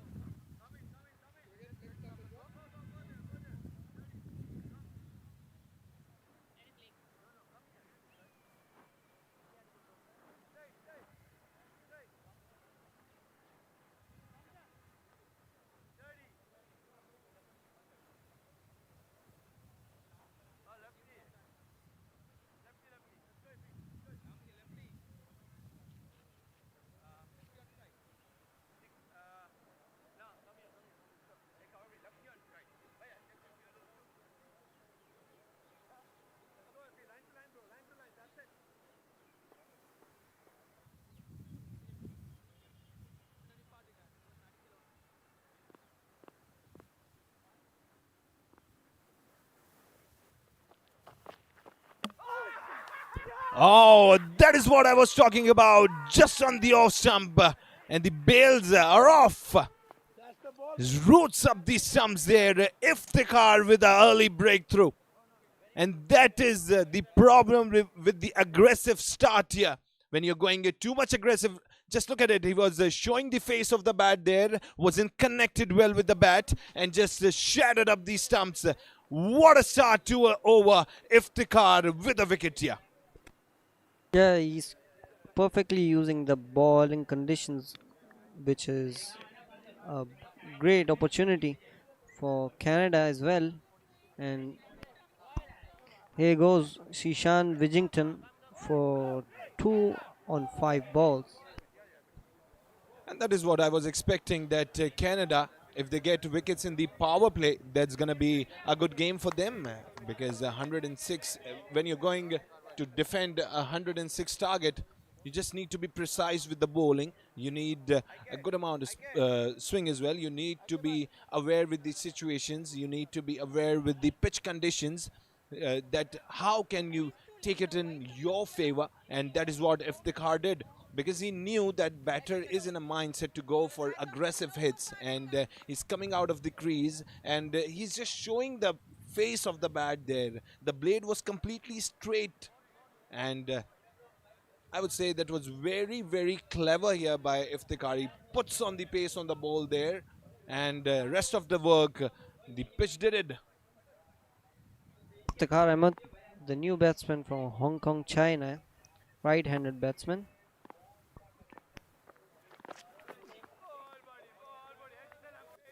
How wonderful it is on the scorecard if you see Iftikhar is bowling to Iftikhar. Quite a coincidence here. Two same name player playing opposite each other. Yeah. And Iftikhar, now he has got much confidence after that wicket. I can see body language quite being positive. Just look at it, the positive body language, and I can say it's a good mindset. Just coming onto the crease and rushing for runs, that is simply throwing wickets away, I think. But if I talk about Iftikhar, the way he blocks it, it's a pure 90s cricket with a modern day touch. That he's opening the face of the bat first. He's judging the pitch. He's giving him some time to stay on the crease. Just look at it.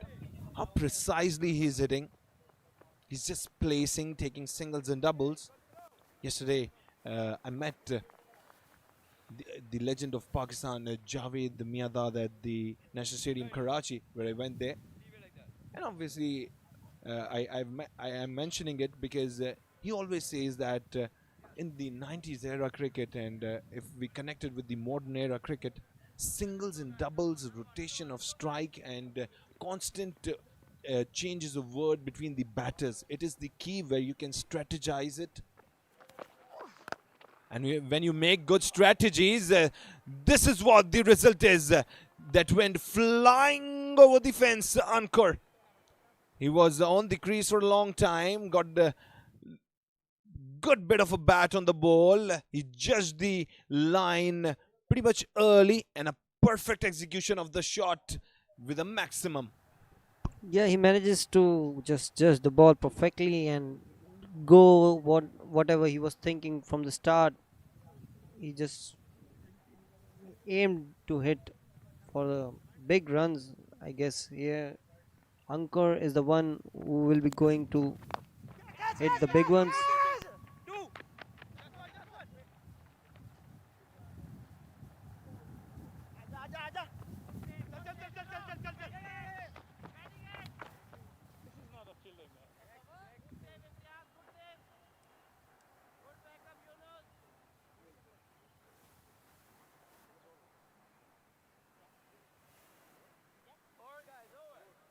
Yeah, great effort from the fielders out there at the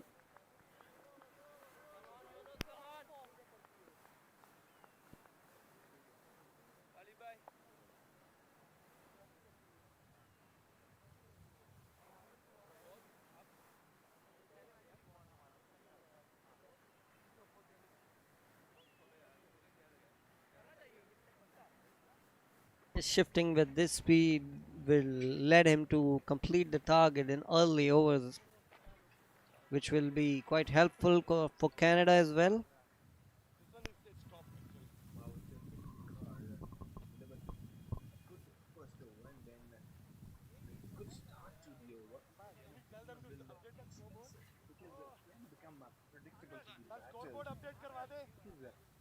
You don't just have to deliver it. You need it.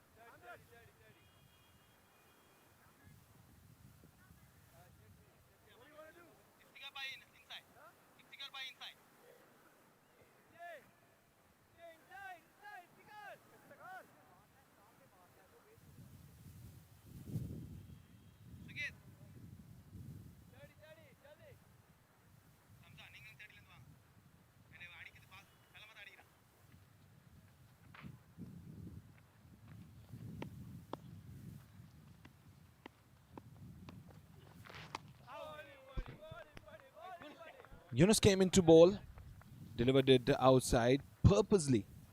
I would say purposely, because Yunus is a much clever bowler. I've seen his first over just 3 conceded. Hasn't got a wicket yet, but kind of deliveries he's doing. I can see his mindset there. He's making the batters play towards the offside, but this time the batter manages to find the gap there towards the deep extra cover.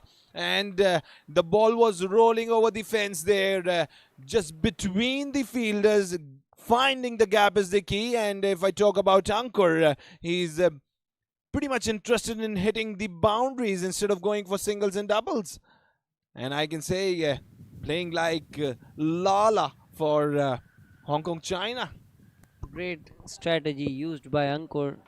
The Yunus was trying to give him the ball for the offside, and he just get it and go for a shot.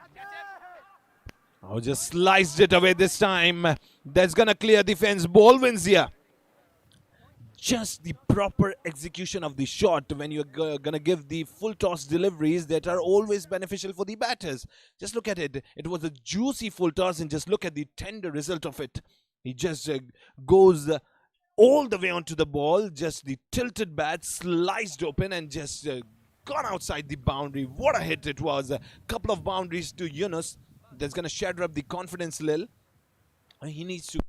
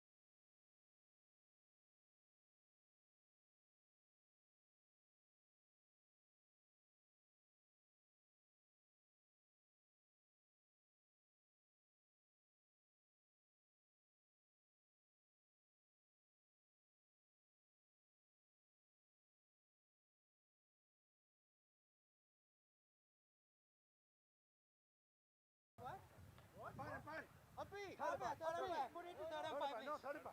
Please, third and 5. No, you can put it to third and 5. Come on, it's clear in hand. Just clear in hand.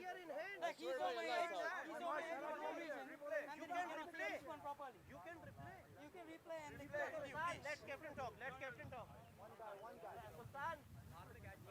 Sultan, let captain talk. Replay, please. Sultan, let captain talk.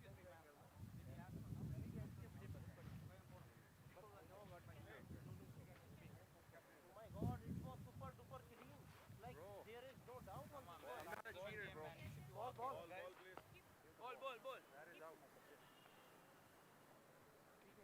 That went clearly into my hand. I play with dignity.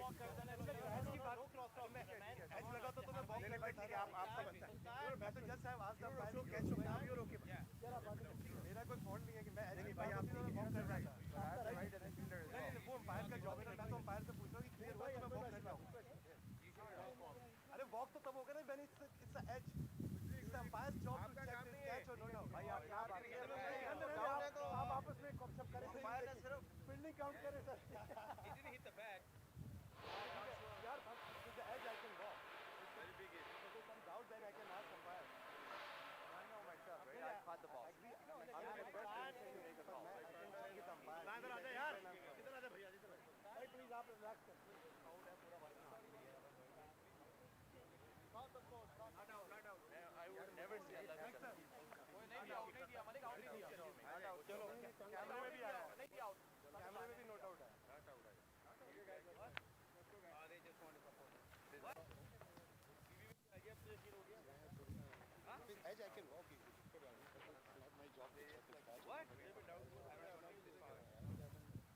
ठीक है भाई आप उनके साथ खेलें हम इधर अपना खेल लेते हैं डाउट के लिए करते हैं ना चलो ये अगर एज होता है ना आई कैन अभी तो मैं उधर गया हूं इज इट ओवर सबसे ज्यादा आप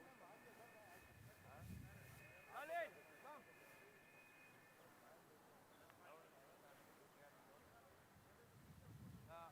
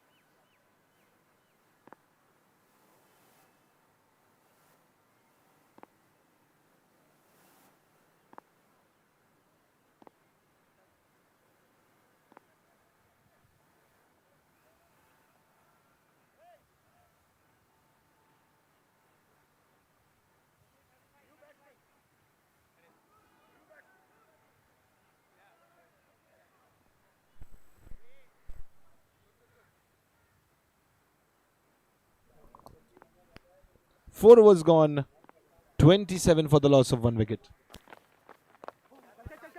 Iftikhar once again brought back to bowl. He's delivering his third.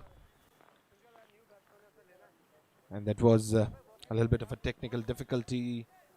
And that is why there was a little break. And now we are back. So Iftikhar once again delivering the third over of his spell.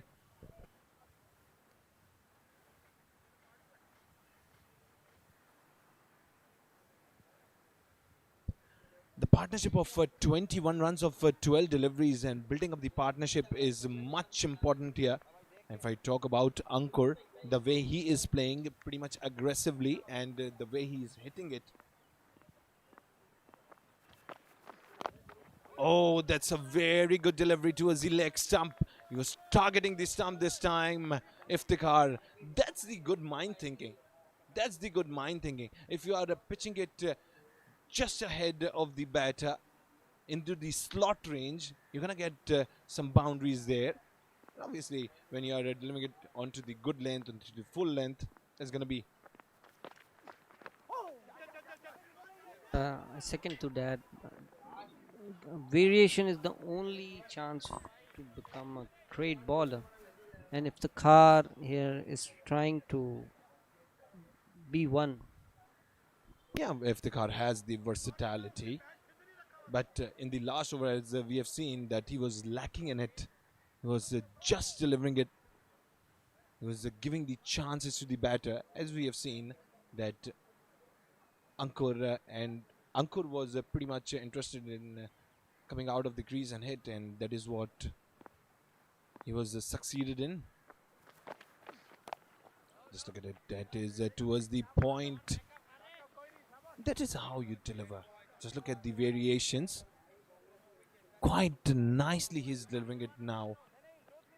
First he was targeting the leg stump, then he came to the middle one, then he came to the third, then he came to the fifth stump.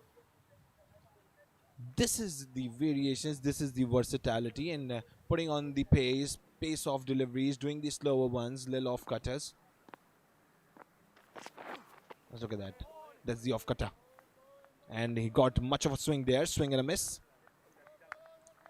You know that surface is in your favor. You know the ball is gonna swing, is gonna get some unusual swing as well because of the cracks and because of the grass there. Just have to go for some good line and length. Rest of the work the surface will do itself. yeah, obviously he's using the surface as full as is possible, and he's using his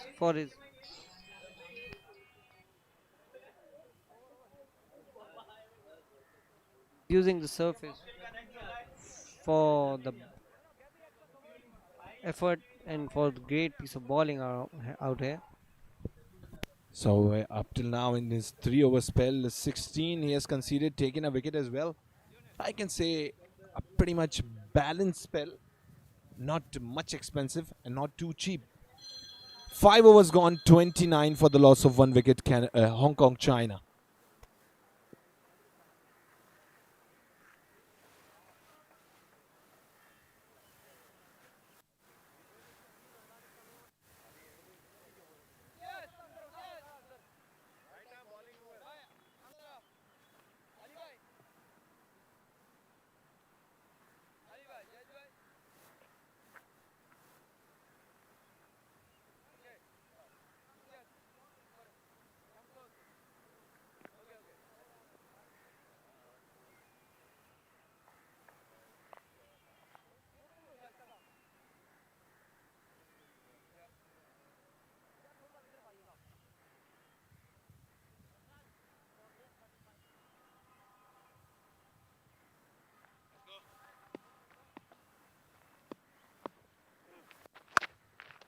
Oh, this time plays it quite nicely. That was on to the bat. He picked up the length, pulls it away. That's towards the mid-wicket area. Deep mid-wicket. Nailed it perfectly. There wasn't any fielder. When you're delivering it just near the middle stump, and you're giving the chances where there is now a mid-wicket fielder. You're gonna get some results like this, and especially delivering it to Ankur. Khalid is delivering it.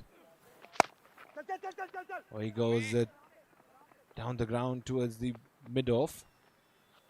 Okay, just a single. And I'll take you once again to the surface, Aurangzeb, that you can see the shine on the surface now, as you are seeing on your screen right now. Obviously, those are the patches where the grass is not present. Oh, appeal, a very strong one. A big shout there. But not enough to convince the umpire. Once again, I was talking about the surface, Aurangzeb. But you're seeing the shiny patches there. There isn't grass, but at that specific area, there are too much of cracks, and you can see that the ball was pitched just near that. And that is what cracks does. You got the seam on the crack, and you got some unusual turn, and that is what made in much favor for Khalid. Yeah, the bowlers here are using the conditions just to get as much as benefit they can. They're using it. Once again, just look at that. He's targeting the area where there is less amount of grass, where there are the cracks, and so that he could get some unusual turn. And that is pretty much deadly for the batters. Just look at that. What a proper mindset. Very clever bowler Khalid is. Canada the side must be very happy with him. Such great deliveries, although first went for a boundary there, and then what a comeback. You can see 4-1 ... And those ovals, those dot deliveries, especially in T20 cricket, where it is much required to take singles and doubles, we are doing dots. I was having a chat with Naeem Chan at the West Indies match at Karachi, Gymkhana. He was sharing the commentary box with me. He told that it's a sin in T20 cricket where you're doing the dots, where you have the chances, you can do singles and doubles, and singles and doubles are the only thing which built up the game. Yeah, obviously, completely you're right, and the dot cost more than a wicket in this situation, in which you run out of balls and get shot for the run, and obviously this turns around the game.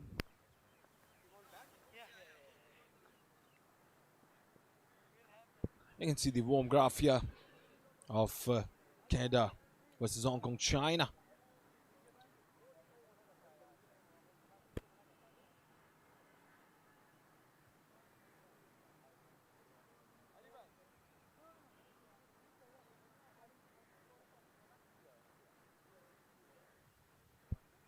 So the power play is ended. I can say it's pretty much a balanced power play because Canada wasn't able to grab some wickets here, which they need to just grab it from the epiglottis. But 34 is kind of a balanced score at the loss of one wicket. I would say it's a equal power play from both the sides. Not much bending towards Canada or not much bending towards Hong Kong, China.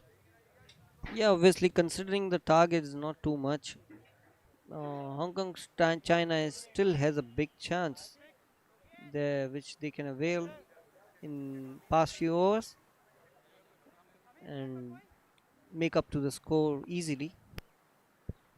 If I talk about Ankur, the way he is batting right now, 30 he has scored in 20 deliveries with a pretty much clever punches. He's going aggressive, where he's getting the ball in the range that is just going outside the park. And if I talk about Iftikhar on the one end, he's anchoring the end there because they have to stop the wickets. Look at the confidence, the amount of confidence Ankur has. Although he's facing Sujit, which is a pretty good bowler from the Canadian side. Always became the bone in the epiglottis for the teams. Oh, that was put away for a boundary. Ankur came into the position pretty much early. Rotation of the body posture. Just look at the feet work there. Little back feet, little moved, and that went for a boundary. And just look at the bowling style of Sujit. It's a proper Chinaman orthodox action. It's coming out of the wrist there. Yeah, properly judged it, timed it, and did the middle of the bat. And amazing shot by Ankur.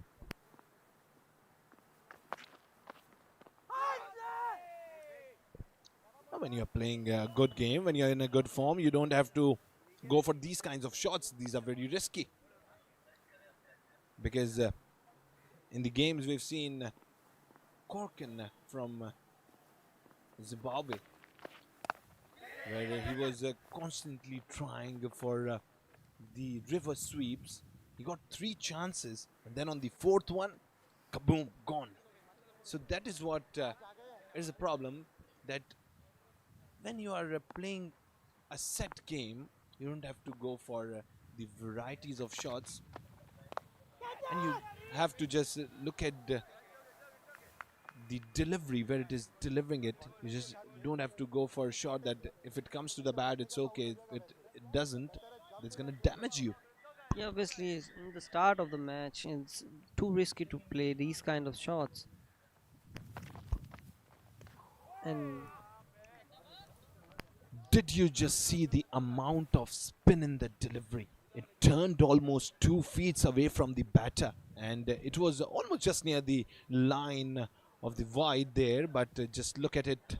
The umpire wasn't convinced for a wide, only because of this reason, that the batter, he came a little ahead and he just opened and stretched the arms there, and that is why it wasn't a wide. So a beautiful view of NBP Sport Complex, where this match is being played, the first match of today, the Over-40s IMC T20 World Cup, powered by Quetta Gladiators. 7 overs gone, 39 for the loss of 1 wicket, and a beautiful drone shot of NBP Sport Complex, and at the back of it you can see a beautiful green Karachi with some infrastructure. Here at the Clifton Karachi, where NBP Sport Complex is situated. One of the best and expensive areas of Karachi. yeah, it's a great place to live.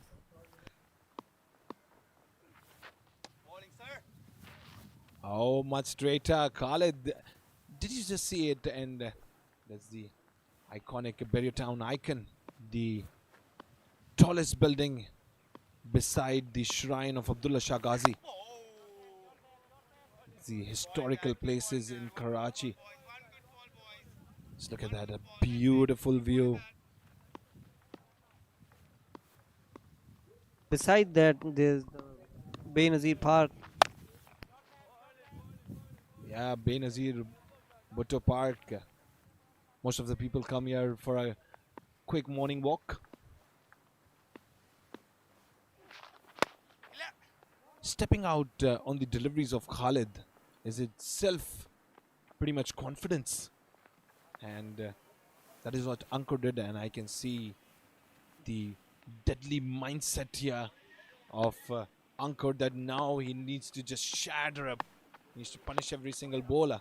On the other end, if I talk about Iftikhar, he is eyeing the ball till the end, and I've seen legends speaking that your bat should move with the feet so that you could get on the ball. Your eyes should be on the ball till the end. And that is what Iftikhar is doing right now. And if I talk about Ankur, he from the one end he's striking, and from the other end a good anchor done by Iftikhar. 8 overs gone, 41 for the loss of 1 wicket. I was talking that now this partnership is going to a next level, and if they are gonna build up the partnership in this manner, it will be much easier for Hong Kong China to ace in this game. And if I talk about the spell of Khalid here, what an over. 3 dots, 2 singles, then a dot. Just 2 of it. And just look at it, at the back of it, the most famous sea view, the seaside of Karachi. There is much of a place left, and that's a Port Qasim view, and that's slightly covered in the smoke. And just look at it, Sujit, the amount of spin and the amount of turn in his delivery, where he pitched it outside the off stump and it turned outside as well. Yeah, Sujit is completely using the pitch in his favor and not letting the Hong Kong China side to score. Just they're not even able to rotate the strike as well in this position. And just look at the hand of Sujit. He is doing the orthodox carom deliveries. Then he is properly making like a Chinaman, using his wrist to spin the ball.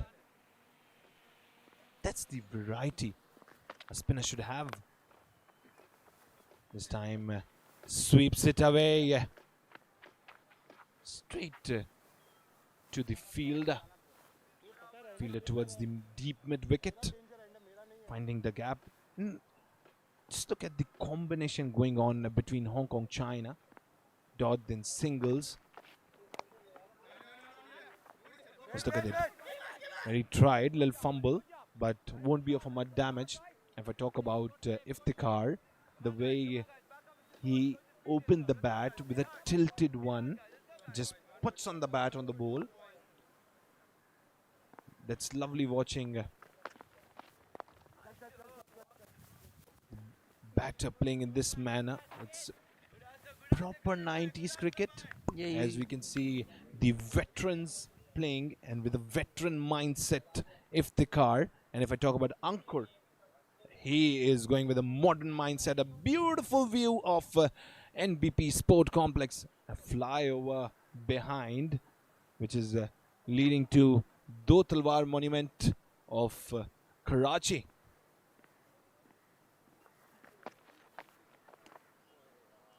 Just look at that. This is what Ankur is taking risks.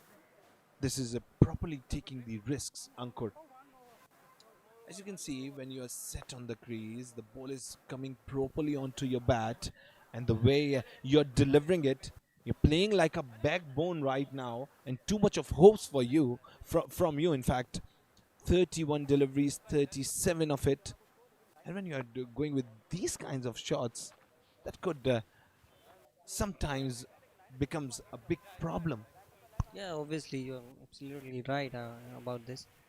Ankur is trying to just go by the different style, which is too risky at this position. At this position, I suggest he would just maintain a simple run a ball or 2 run a ball, doubles and singles, which can lead to easy victory.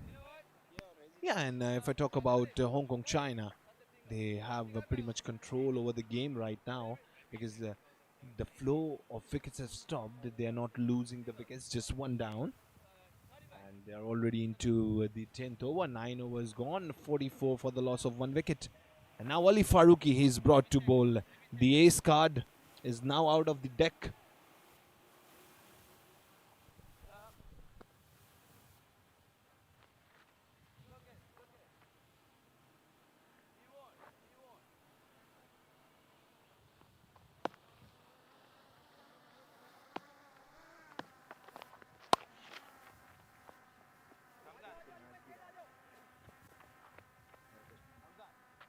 Yeah, as you say, Fayaz, Ali has been the best bowler in the past few matches, and quite economical he was, and took a couple of wickets as well.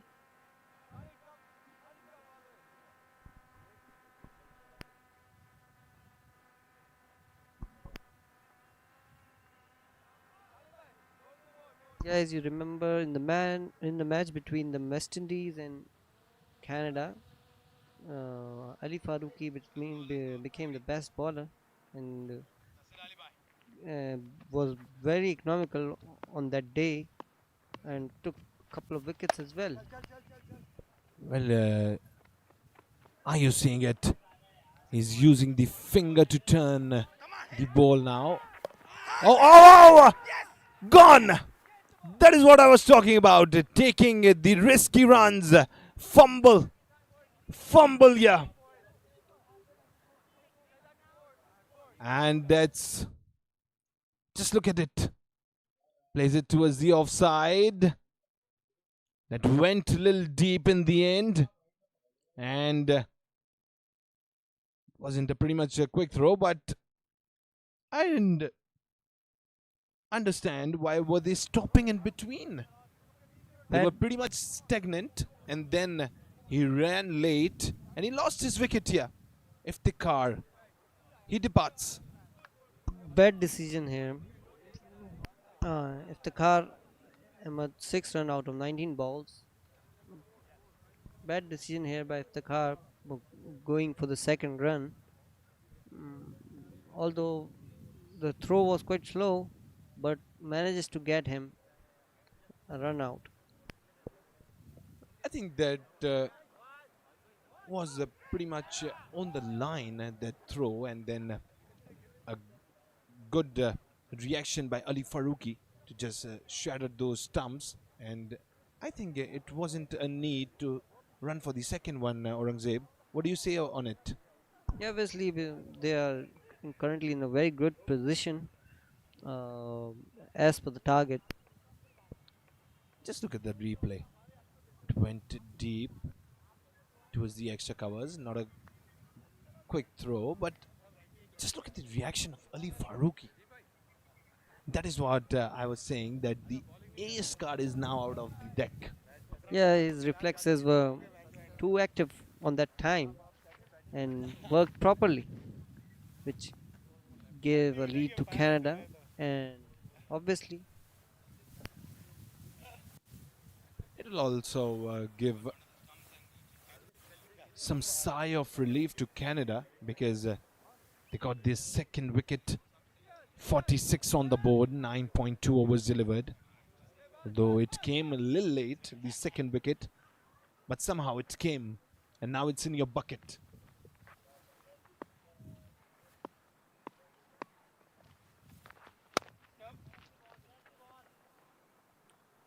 And you can see that this time Ankur wasn't pretty much aggressive on it. Just played a steady hit just for a single. Hong Kong China just need a sensible inning from any one of his batter, which will lead to a quite easy victory, what I suggest. And that is Beheria town icon, the Twin Towers, the tallest towers in Karachi after the MCB Tower. They are still under constructions, but while being under construction, they are already the tallest towers in Karachi. First it was the MCB Tower at II Chandigarh, and now the Clifton takes on the lead. Farooq being very sensible, taking his time. That is what is much required for Hong Kong China right now.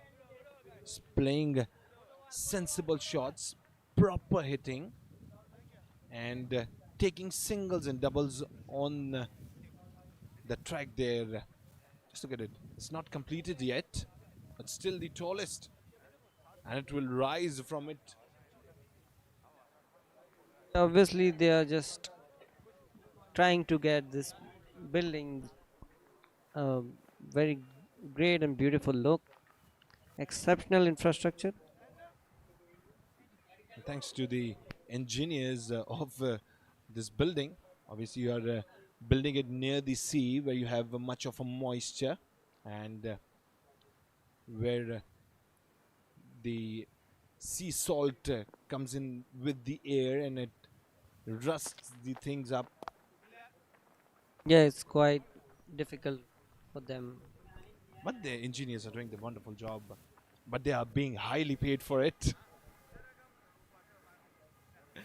So, back to the game. Yeah, 49 for 2 after 10.1. Half of it down, I would say, just near half of it down. Hong Kong, China. Sujit Karunaratne with those orthodox deliveries, using his wrist to spin the ball, getting much amount of turn in it as well. Sujit Karunaratne. I think Sujit can be the break, can give the breakthrough to Canada. At this position, they desperately need a wicket, and they're trying to get it by using their spin spell. Yeah, so in this manner, 50 up for Hong Kong, China, 51 for the loss of 2 wickets after 10.3. But they have managed to break the partnership between Ankur and Iftikhar. Oh, just look at that. That was pretty much be dangerous for Ankur at this moment, because the keeper was very close to the stumps. That is why he wasn't able to hold it. But the keeper, Andres, is pretty much quick. Has good mindset there, and just look at that Ankur. Nicely leaded it towards the fine leg. The ball rolling over the fence. Yes, the ball wins because the fielder was sprinting to grab it. He was trying to show his football skills here, but the ball said, no, my boy. I'm going to clear the fence there and going to add 4 more runs in the total of Hong Kong, China. And Ankur now 5 away from his half century in 37 deliveries. Just look at it in the replay. Oh, just look at it. It was just close, pretty close there, but it clears the fence. Yeah, Ankur took that risk which he was trying from the past few overs, and going for the sweep and going for the shot for the fine leg. Oh, he takes step ahead. That was not needed when you are in such great form, when you're getting the results, being in the crease. Now you're going to use your feet, so that is just giving the opportunity. And Canada, they accepted the offer, and they said, thank you so much for this opportunity. You can go back. Obviously, Sujit was amazing with the ball and perfect use of the condition by Sujit. Nice ball. Ankur Vashishta, 45 for on 37 balls. 11 overs gone, 55 for the loss of 3 wickets.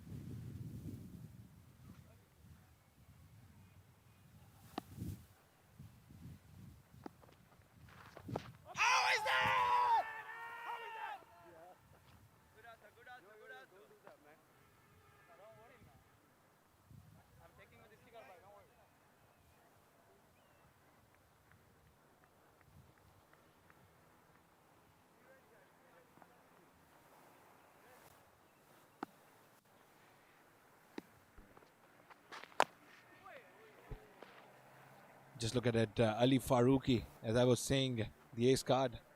How nicely he's delivering it. The single, then two dots.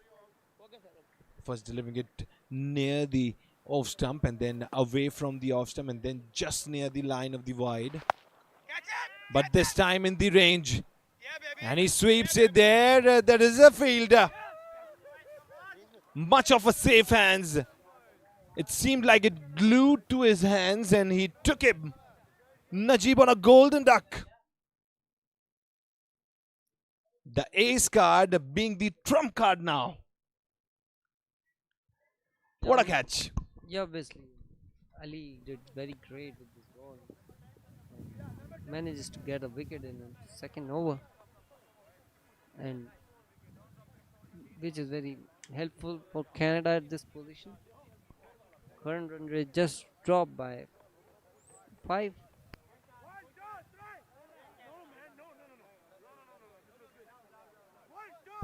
Najib Omar gone on a duck. Wasn't able to open his account. Although now Canada will take a sigh of relief. After 10 overs, they got wickets which were much needed. Just look at the replay. Gave him in the slot and that was the fishing Ali was doing to get the shark and he did it.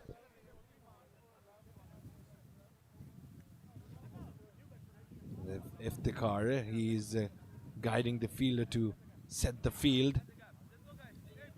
56 for 4 after 11.4. Dar and the new man in. Today he delivered very nicely in the bowling department. Took 3 wickets. Let's see what he does for the batting side. Munida, right-handing batsman for Hong Kong, China.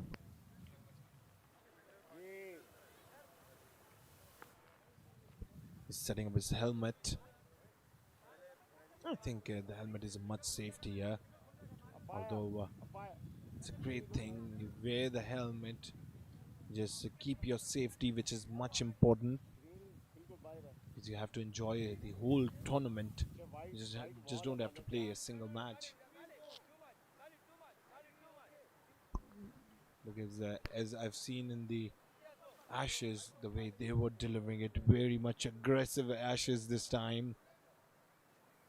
19 wickets in a day and then some deadly bounces which were just hitting the helmet and the grills. Just near the chin and the teeth. But the veterans T20 World Cup is not that aggressive. But still, the helmet is of a great safety. Another good delivery by Ali, making him play outside the off stump. Because now he's delivering it to the right-hander. And the beauty in Ali's bowling is the control he has on the ball. No. Just look at that. This was towards the point. Well, I was saying that the beauty in Ali's bowling is that he has the control over the ball, whether he's delivering it to the left-hander or the right-hander. 12 overs gone, 56 for 4, Hong Kong, China.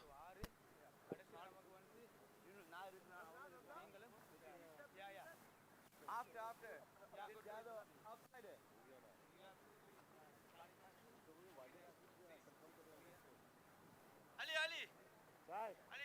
जरा एक दफा हमें confirm कर दें. I think don't think this score is okay. जरा confirm कर दें एक दफा please.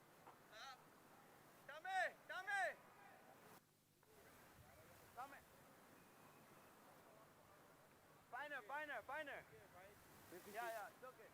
Okay, 50. 8/50.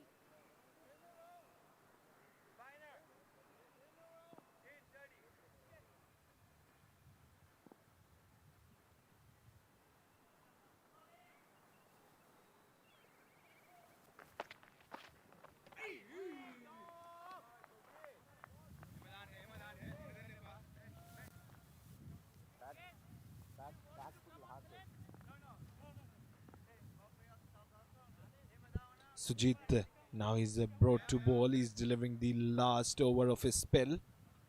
So far, a very good spell. Yeah.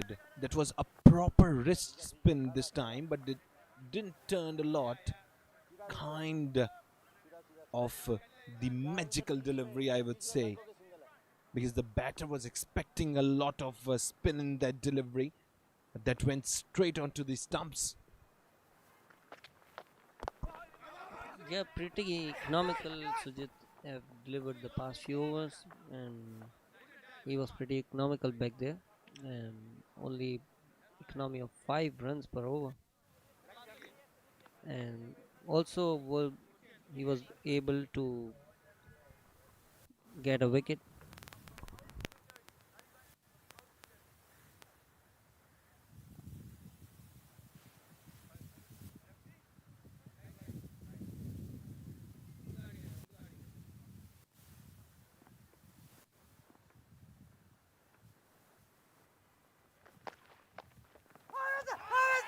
Oh, big shout there, big shout. That was just near the pads, but I can say that umpire was not interested because it was kind of pitching outside the line of the stumps. It was mainly targeting the fourth stump from the leg side, and this time delivers it away. Oh, appeal! I think that the keeper did a wonderful job. He's putting on pressure on the batter here. He's being pretty quick with those stumps. Behind the stump work is done magnificently well here. Well, he thought that his feet was in air. That is why he just shattered up the stumps there, and a good shout as well. That's putting on pretty much pressure. Just look at that. This is the pressure does. He was going to hit. Now he just opened the face. He went very much straight. 13 overs gone. 58 for 4. And a very good spell by Sujit. A 4-over spell. Just 16 conceded and taken a wicket as well. Economically, Sujit outstanding with those orthodox deliveries.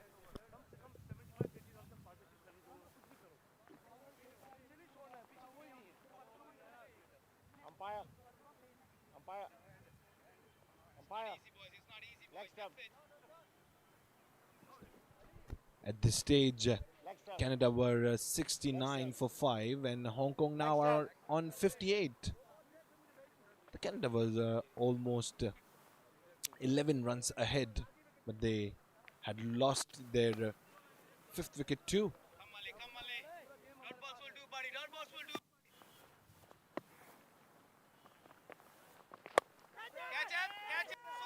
Oh, that's up in the air.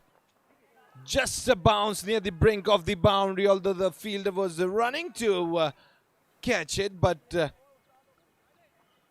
didn't came into the hands. Ali is not happy with it at all. Just the bounce near the boundary rope, and that it cleared the fence. That was very risky, but finally Dar came off the mark with that stylish one. He went aggressive with that boundary.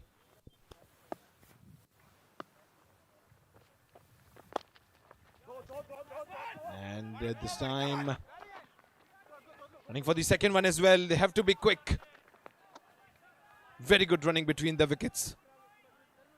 Completed a couple of runs there. Needed partnership at this time.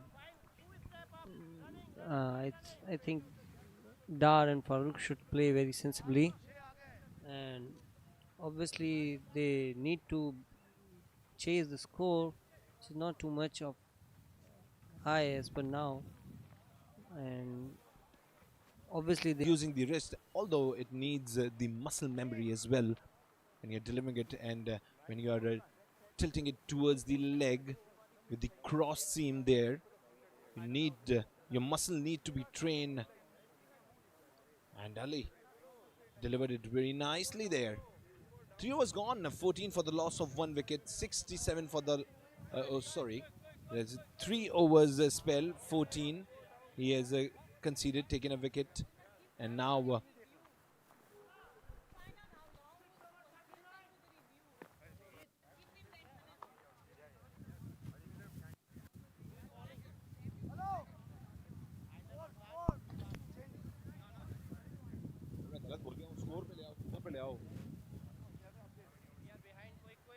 14 overs gone, 67 for the loss of 4 wickets. Pardon me.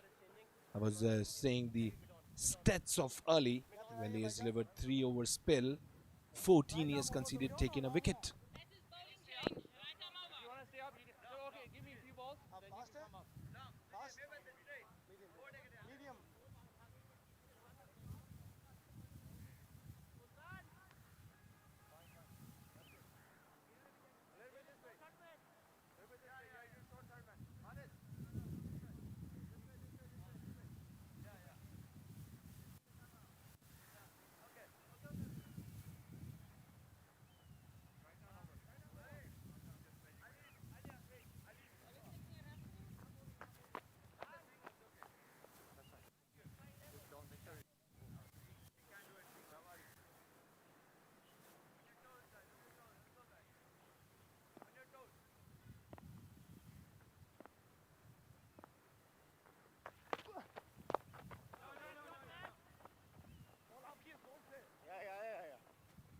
सीधा single है ये आराम से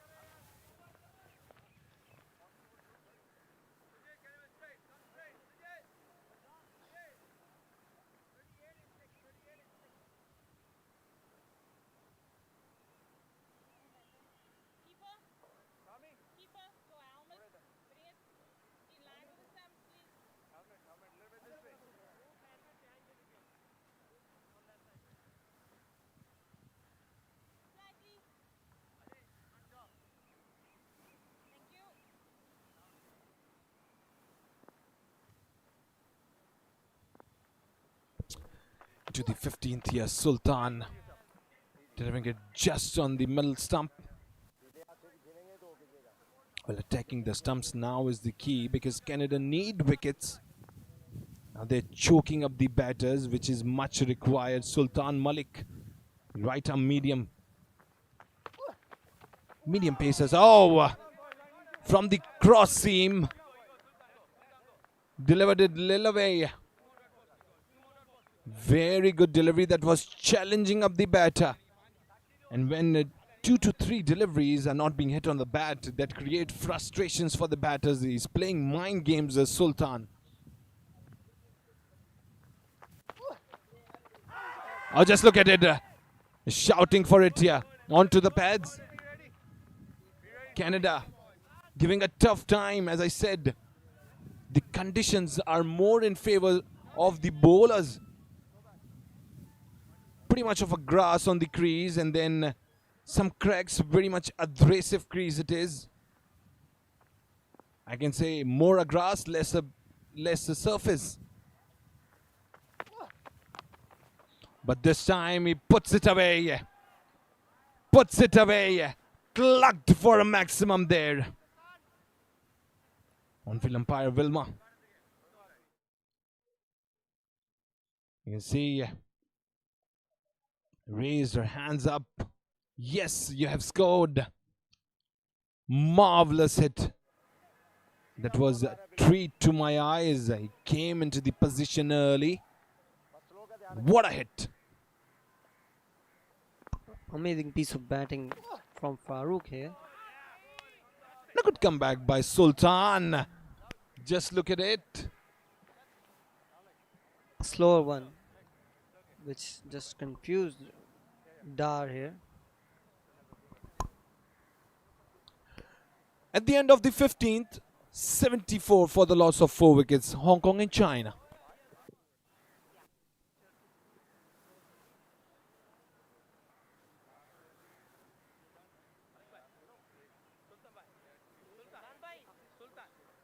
सुल्तान भाई अली आया है ball पे, आप अली को रिप्लेस करोगे? 4-5 मिनट ठीक है.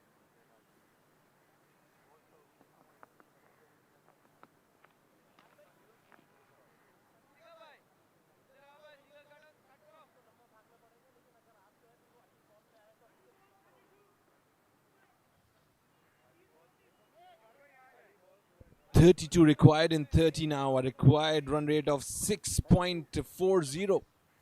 Well, if I talk about the earlier game, that was pretty much in the favor for Hong Kong and China. But now, the Canada are back into the game, grabbing the limelight.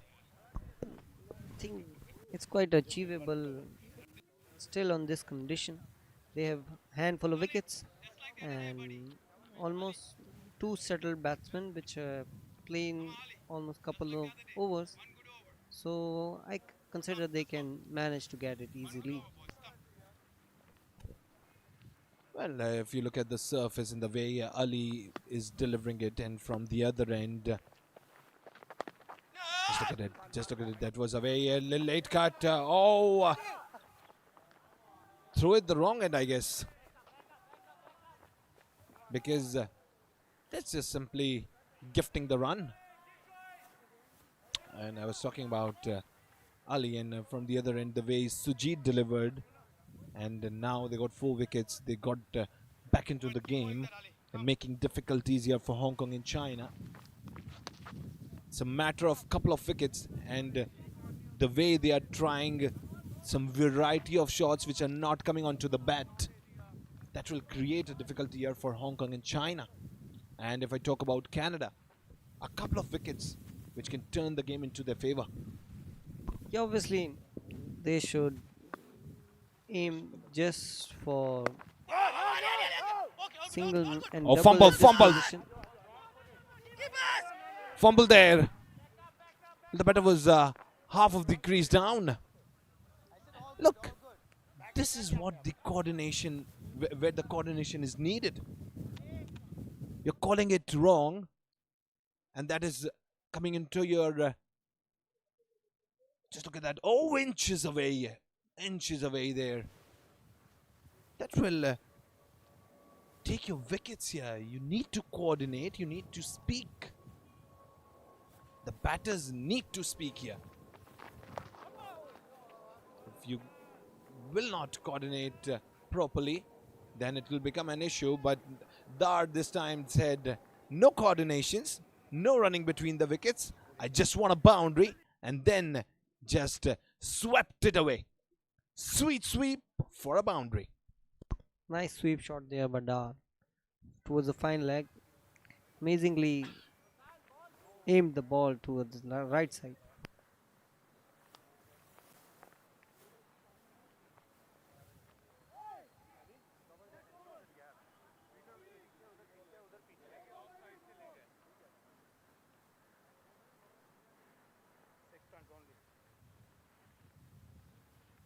Finish it good, Ali. Finish it good. Sorry. I think he's the one who is going. No. You're dreaming.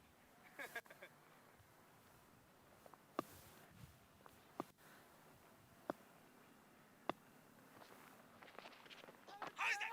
Wait.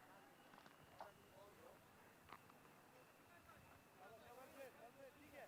हाँ सही है. Shot बंदा है.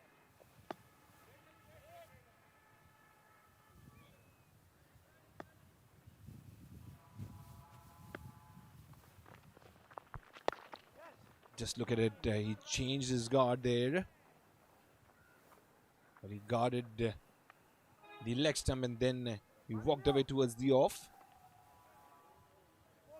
with a single. So 16 overs gone, 81 for 4.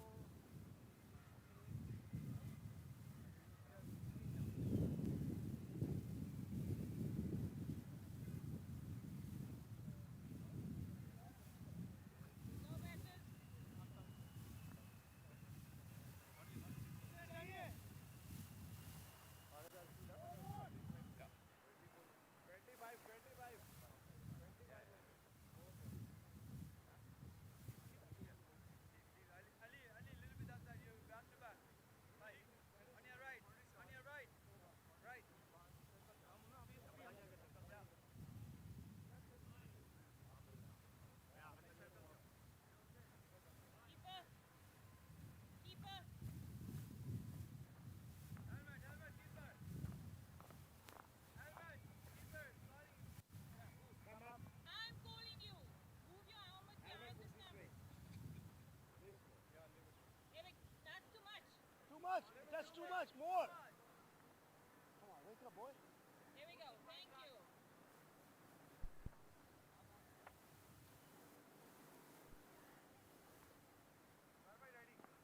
Ready, boys? Ready, boys, everybody, please. Let's go, Malik. Come on, boy.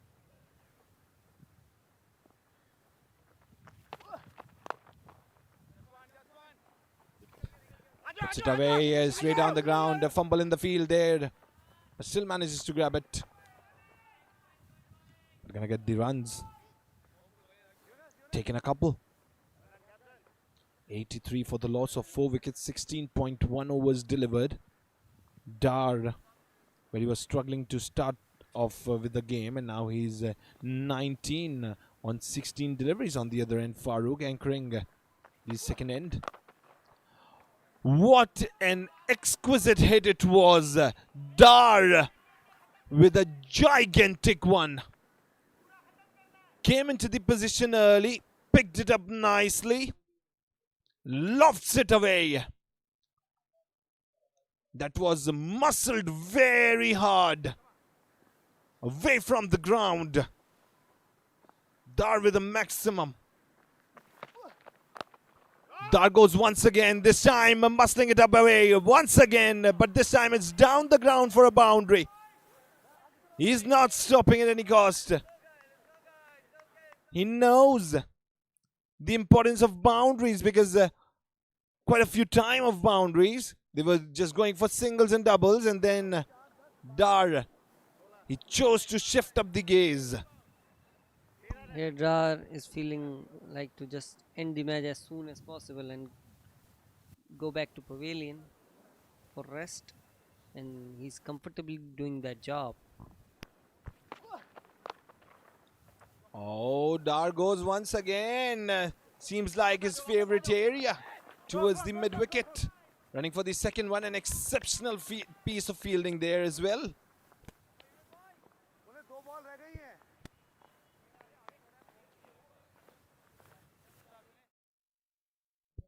Just look at the replay. Dar is going pretty much aggressive on the ball, and oh, beautiful piece of fielding. His leg was in the air, and saved the confirmed boundary. Nick of the bat this time towards the third man. Fortunate enough, the ball rolls away towards the fence. Dar is saying that remember my name. I can see that I can just remember that iconic dialogue that Carlos Brathwaite, remember the name. It's Dar, remember the name here in T20 World Cup Over-40s, which is powered by Quetta Gladiators.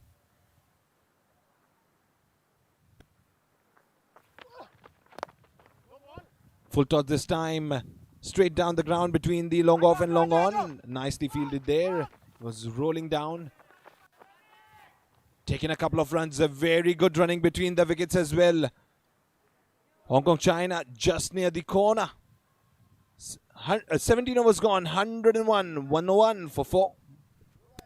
quite expensive over by Sultan for Canada. And almost just 5 runs are remaining on 18 balls.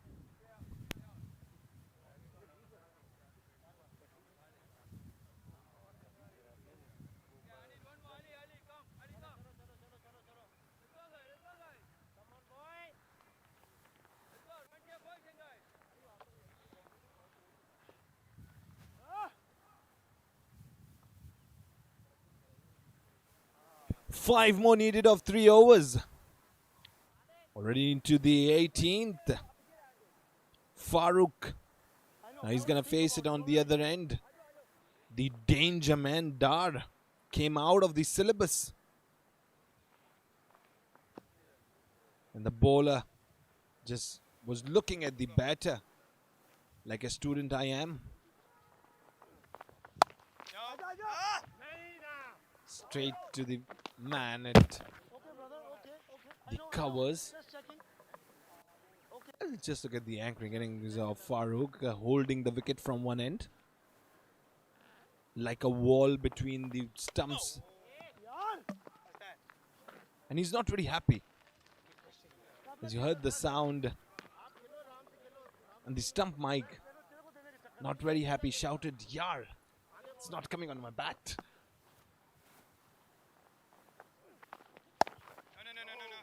Smacks it away once again towards the point. It was just between the covers and the point there. I would say widest point. Farooq is trying to get the gaps, but it's not pretty easy to find those gaps there. Because Khalid, he knows that giving the strike to Dar, that means it's damaging yourself. That is why he's making Farooq play whole over. Magnificent piece of bowling, maiden over. Maiden over at this position, absolute fantastic by Khalid. This manner, 18 overs delivered, 101 for 4. And that's thanks to Khalid that Dar wasn't on strike, or else the aggression he is in right now, those 5 runs were just the amount of peanuts. Yeah, they were, I guess, only one flick away from his batting. Now he's in complete form and he's just judged the pitch and he's just going for big hits.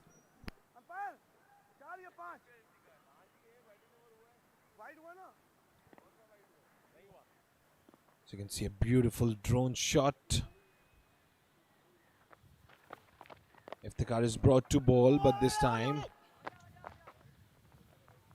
Dar chose to rotate the strike instead of going pretty much aggressive against the pacer, because he knows he's pretty much familiar with the surface there, because the pacers are getting the unusual swing, and if you lost the wicket at this moment, won't be very happy. And I can say on paper it won't be possible for Canada now to just grab the game, but that won't be. Obviously, the game is just towards its end.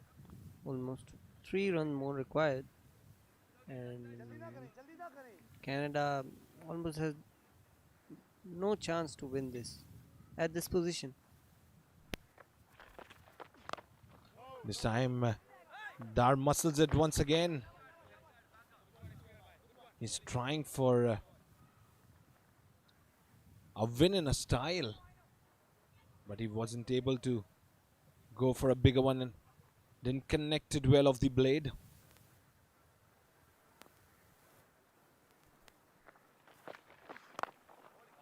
Oh, very good delivery, a deadly Yorker. And the way he played it, came onto the back foot, just bet on the ball Took a run there, knocking the doors of the victory. Hong Kong and China, 2 away to enter the victory paradise.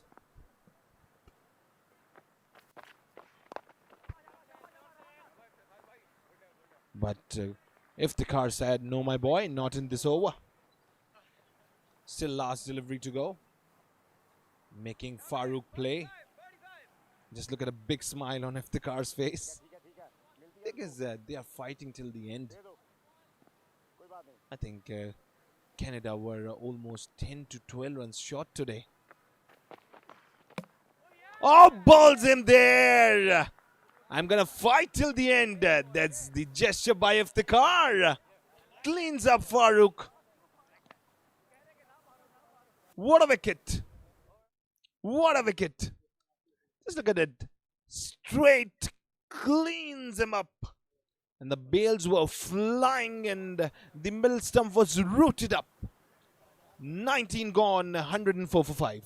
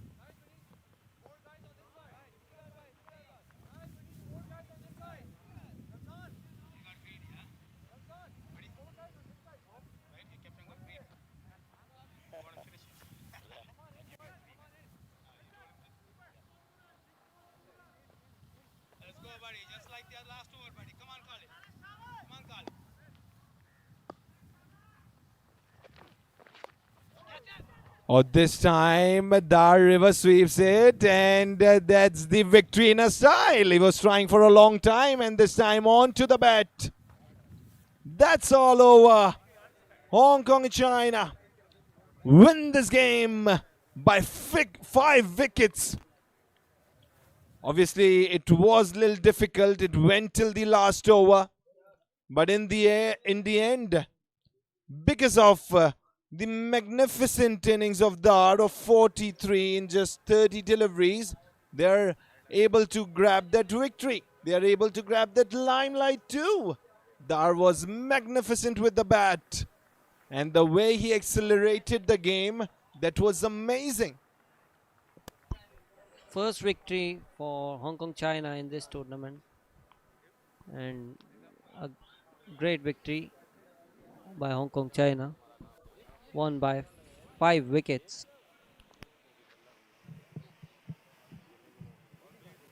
Batting summary लगाया batting summary बताओ बताओ बोलो thank you in the back Batting summary of Hong Kong China. Ankur, the opening batsman, 45 runs of 30 ball. Wedgington with only 2 runs out there, and Iftikhar with 6 runs. Farooq Najib with 11 on 25, and after that, Dar, the star player of today, who just done 43 out of 25 ball to give the winning to the Hong Kong China.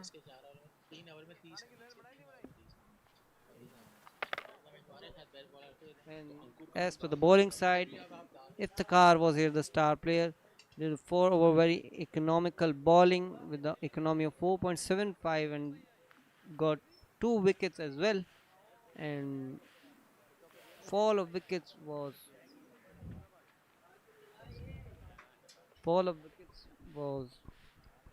on the starting point and the middle point, and key performer here is Iftikhar.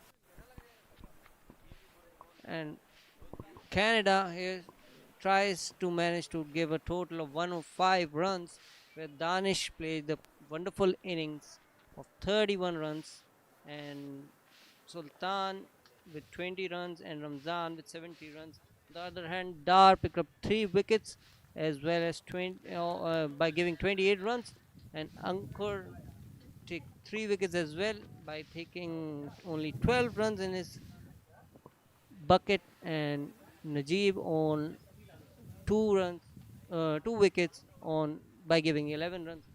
On the other hand,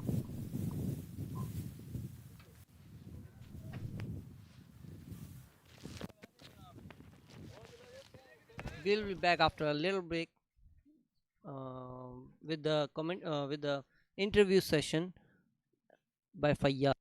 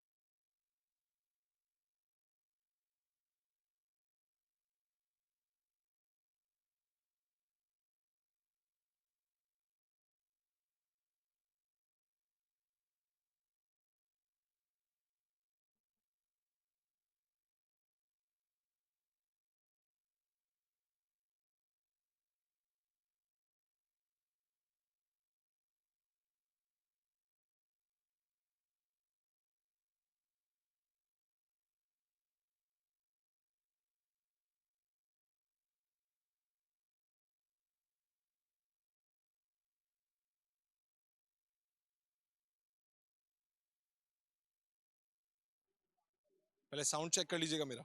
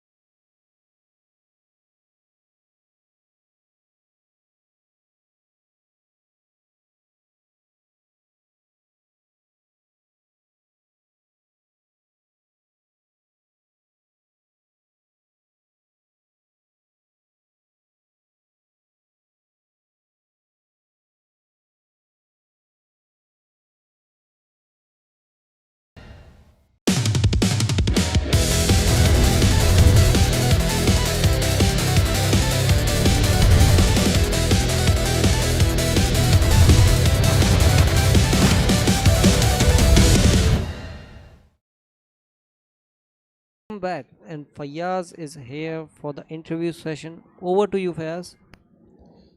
Okay, I have the absolute knock player. He came not out by Hong Kong in China, and that was a wonderful first game here at NBP Sport Complex of IMC Over-40s T20 World Cup. I have Munir Dar with me.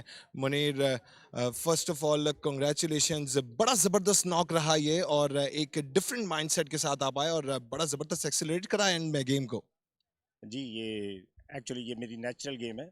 मैं aggressive खेलता हूँ और time था stay करने के लिए आपने captain के साथ, तो हमने प्लान किया कि 20 रन 15 रन हम नीचे खेलेंगे. Then I will go with my aggressive one. Start में अगर देखा जाए तो थोड़ा सा स्ट्रगल हो रहा था क्योंकि गालिबन जो सरफेस है वो ज़्यादा बॉलर्स के हक के अंदर जा रही थी, लेकिन इन दी एंड अगर देखा जाए तो आपने अपनी वैरायटी ऑफ शॉट्स भी दिखाए. आपने 2-3 रिवर्स स्वीप में स्ट्रगल किया लेकिन इख्तिताम रिवर्स स्वीप पे किया. ये मेरी फेवरेट शॉट है. I love to play reverse sweep. लेकिन अर्ली ऑन अंकुर शर्मा ने बहुत अच्छा इनिंग्स खेला, ऊपर से स्टार्ट किया बहुत अच्छा, बीच में स्ट्रगल किया, विकेट हार्ड थी, स्पिनर के लिए बहुत हेल्प कर रही थी, तो आपको नीचे नीचे खेलना ज़्यादा इंपॉर्टेंट था. वैसे आपने इस सरफेस के ऊपर भी खेला और आपने इस आउटफील्ड पे भी खेला, तो मुझे थोड़ा सा एक्सप्लेन करेंगे कि क्या चैलेंजेस आप लोगों ने फेस किए while being on this surface and while playing on this surface. क्योंकि मैं जब पिच को देख रहा था तो इसमें ज़्यादातर ग्रास थी, बहुत ज़्यादा क्रैक्स भी थे और थोड़ी थोड़ी सी पिच नज़र आ रही थी, ज़्यादा सी ग्रास थी. जी मैं जैसे मैंने बोला कि स्पिनर के लिए बहुत हेल्प कर रही थी और लेंथ बॉल को हिट करना सीमर के लिए बहुत मुश्किल था. आप वेरिएशन करते हैं तो बहुत मुश्किल था और फील्ड आप इतना इजी नहीं था, फील्ड भी आपको body behind the ball as well. Thank you so much and congratulations. एक अच्छी विक्ट्री भी और एक अच्छा दिन भी रहेगा आपका. बहुत शुक्रिया, thank you. And I had Munir Dar with me. Absolute a fantastic knock he has played today. And now we're going to go back towards the commentary box to you guys.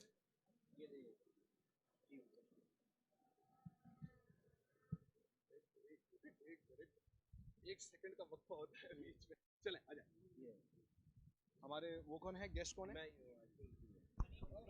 Thank you so much, and Fayaz. And now, after a little bit of break, we'll progress with the award ceremony and match post match ceremony.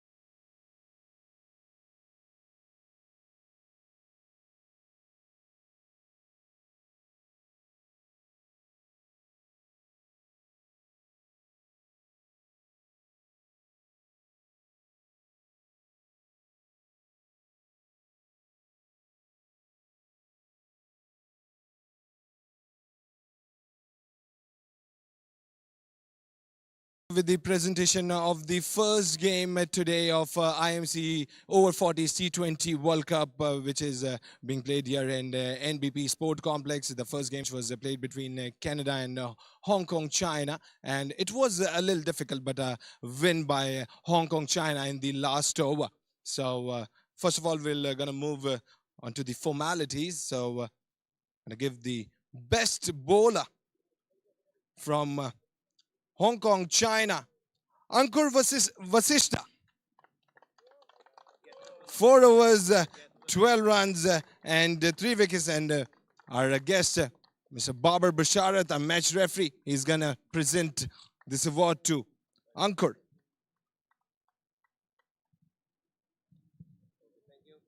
And now the best batter. And he's once again from Hong Kong, China, Monedad. He came not out 43 impactful innings of 25 deliveries. Mr. Babar Basharat, the match referee, he is presenting this award to Monedad. Last but not the least, the player of the match. And goes to none other than from Hong Kong, China, Ankur Vasishta once again.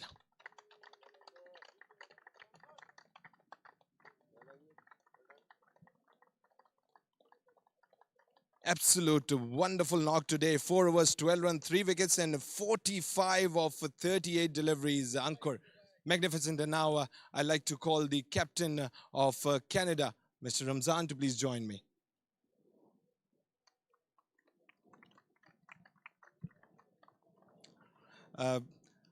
Although I would say that I think that it was almost 12 to 15 runs short today, but I would say that the surface was not much in the favor. It wasn't on the favor, but congratulations, Hong Kong.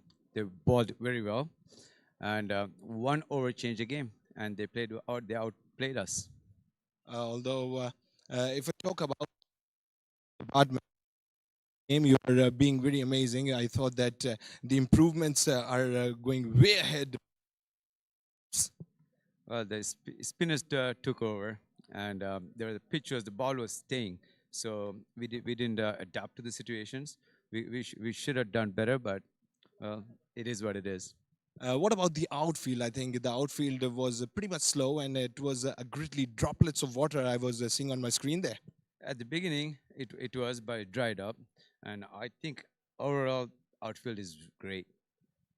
But now you have more matches ahead, and you must be taking some key pointers from these 3 unfortunate losers. For sure, we have a lot of key points that we take over, and hopefully we come hard at next 2 games. Okay, thank you so much. This was the skipper of Canada. Now the skipper of Hong Kong, China will join me. Mr. Farooq, you're going to come.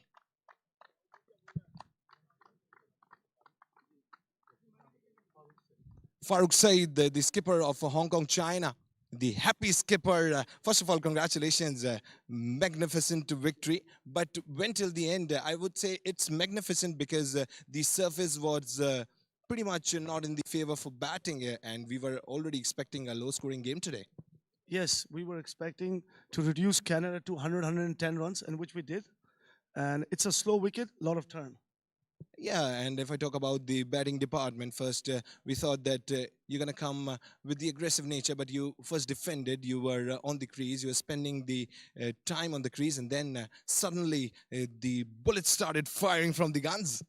Yes, we wanted to first secure a good score and stable, because 2 early wickets made the changes in the game, and then me and Munir, we planned singles and doubles, and then in the second, third, 18th over, I told Munir, either he go for a strike or I go. So it plan worked, and Munir. Talk about Munir's and Ankur's innings. I think that were the backbone of Hong Kong, China.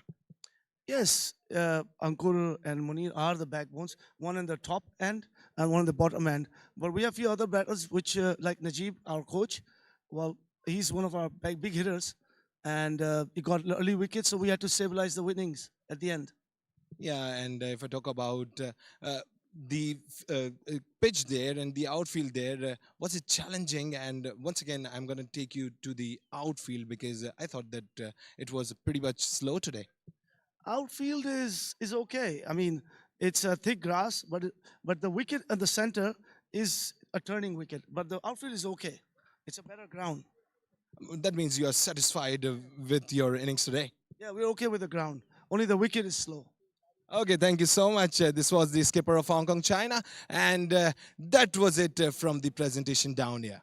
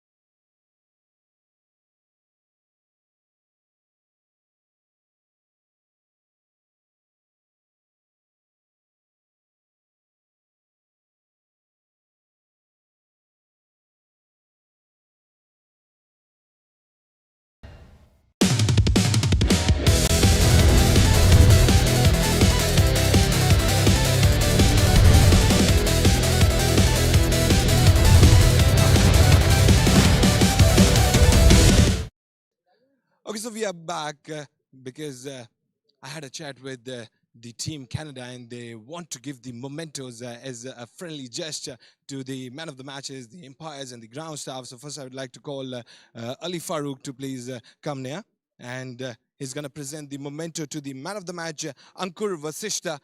He's going to receive the memento here. Memento by Canada.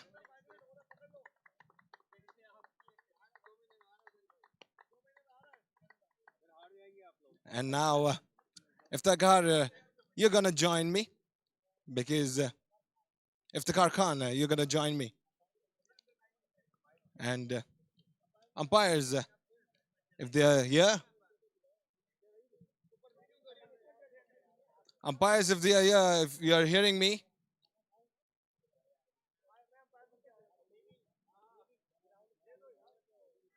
I think the umpires and ground staffs are a little scattered. But, I'm going to call you. Iftikhar Khan, you're going to come.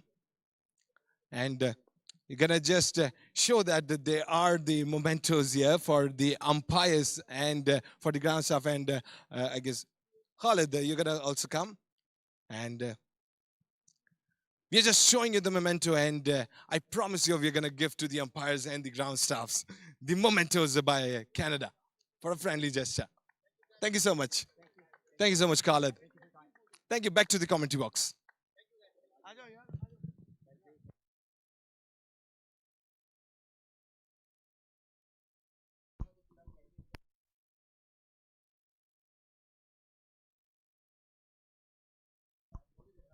Thank you once again, Fayaz, for the beautiful presentation and mementos presented from Canada to the rest of the team. And we'll meet you after the bit of the time with the second match. Australia versus rest of the Gulf.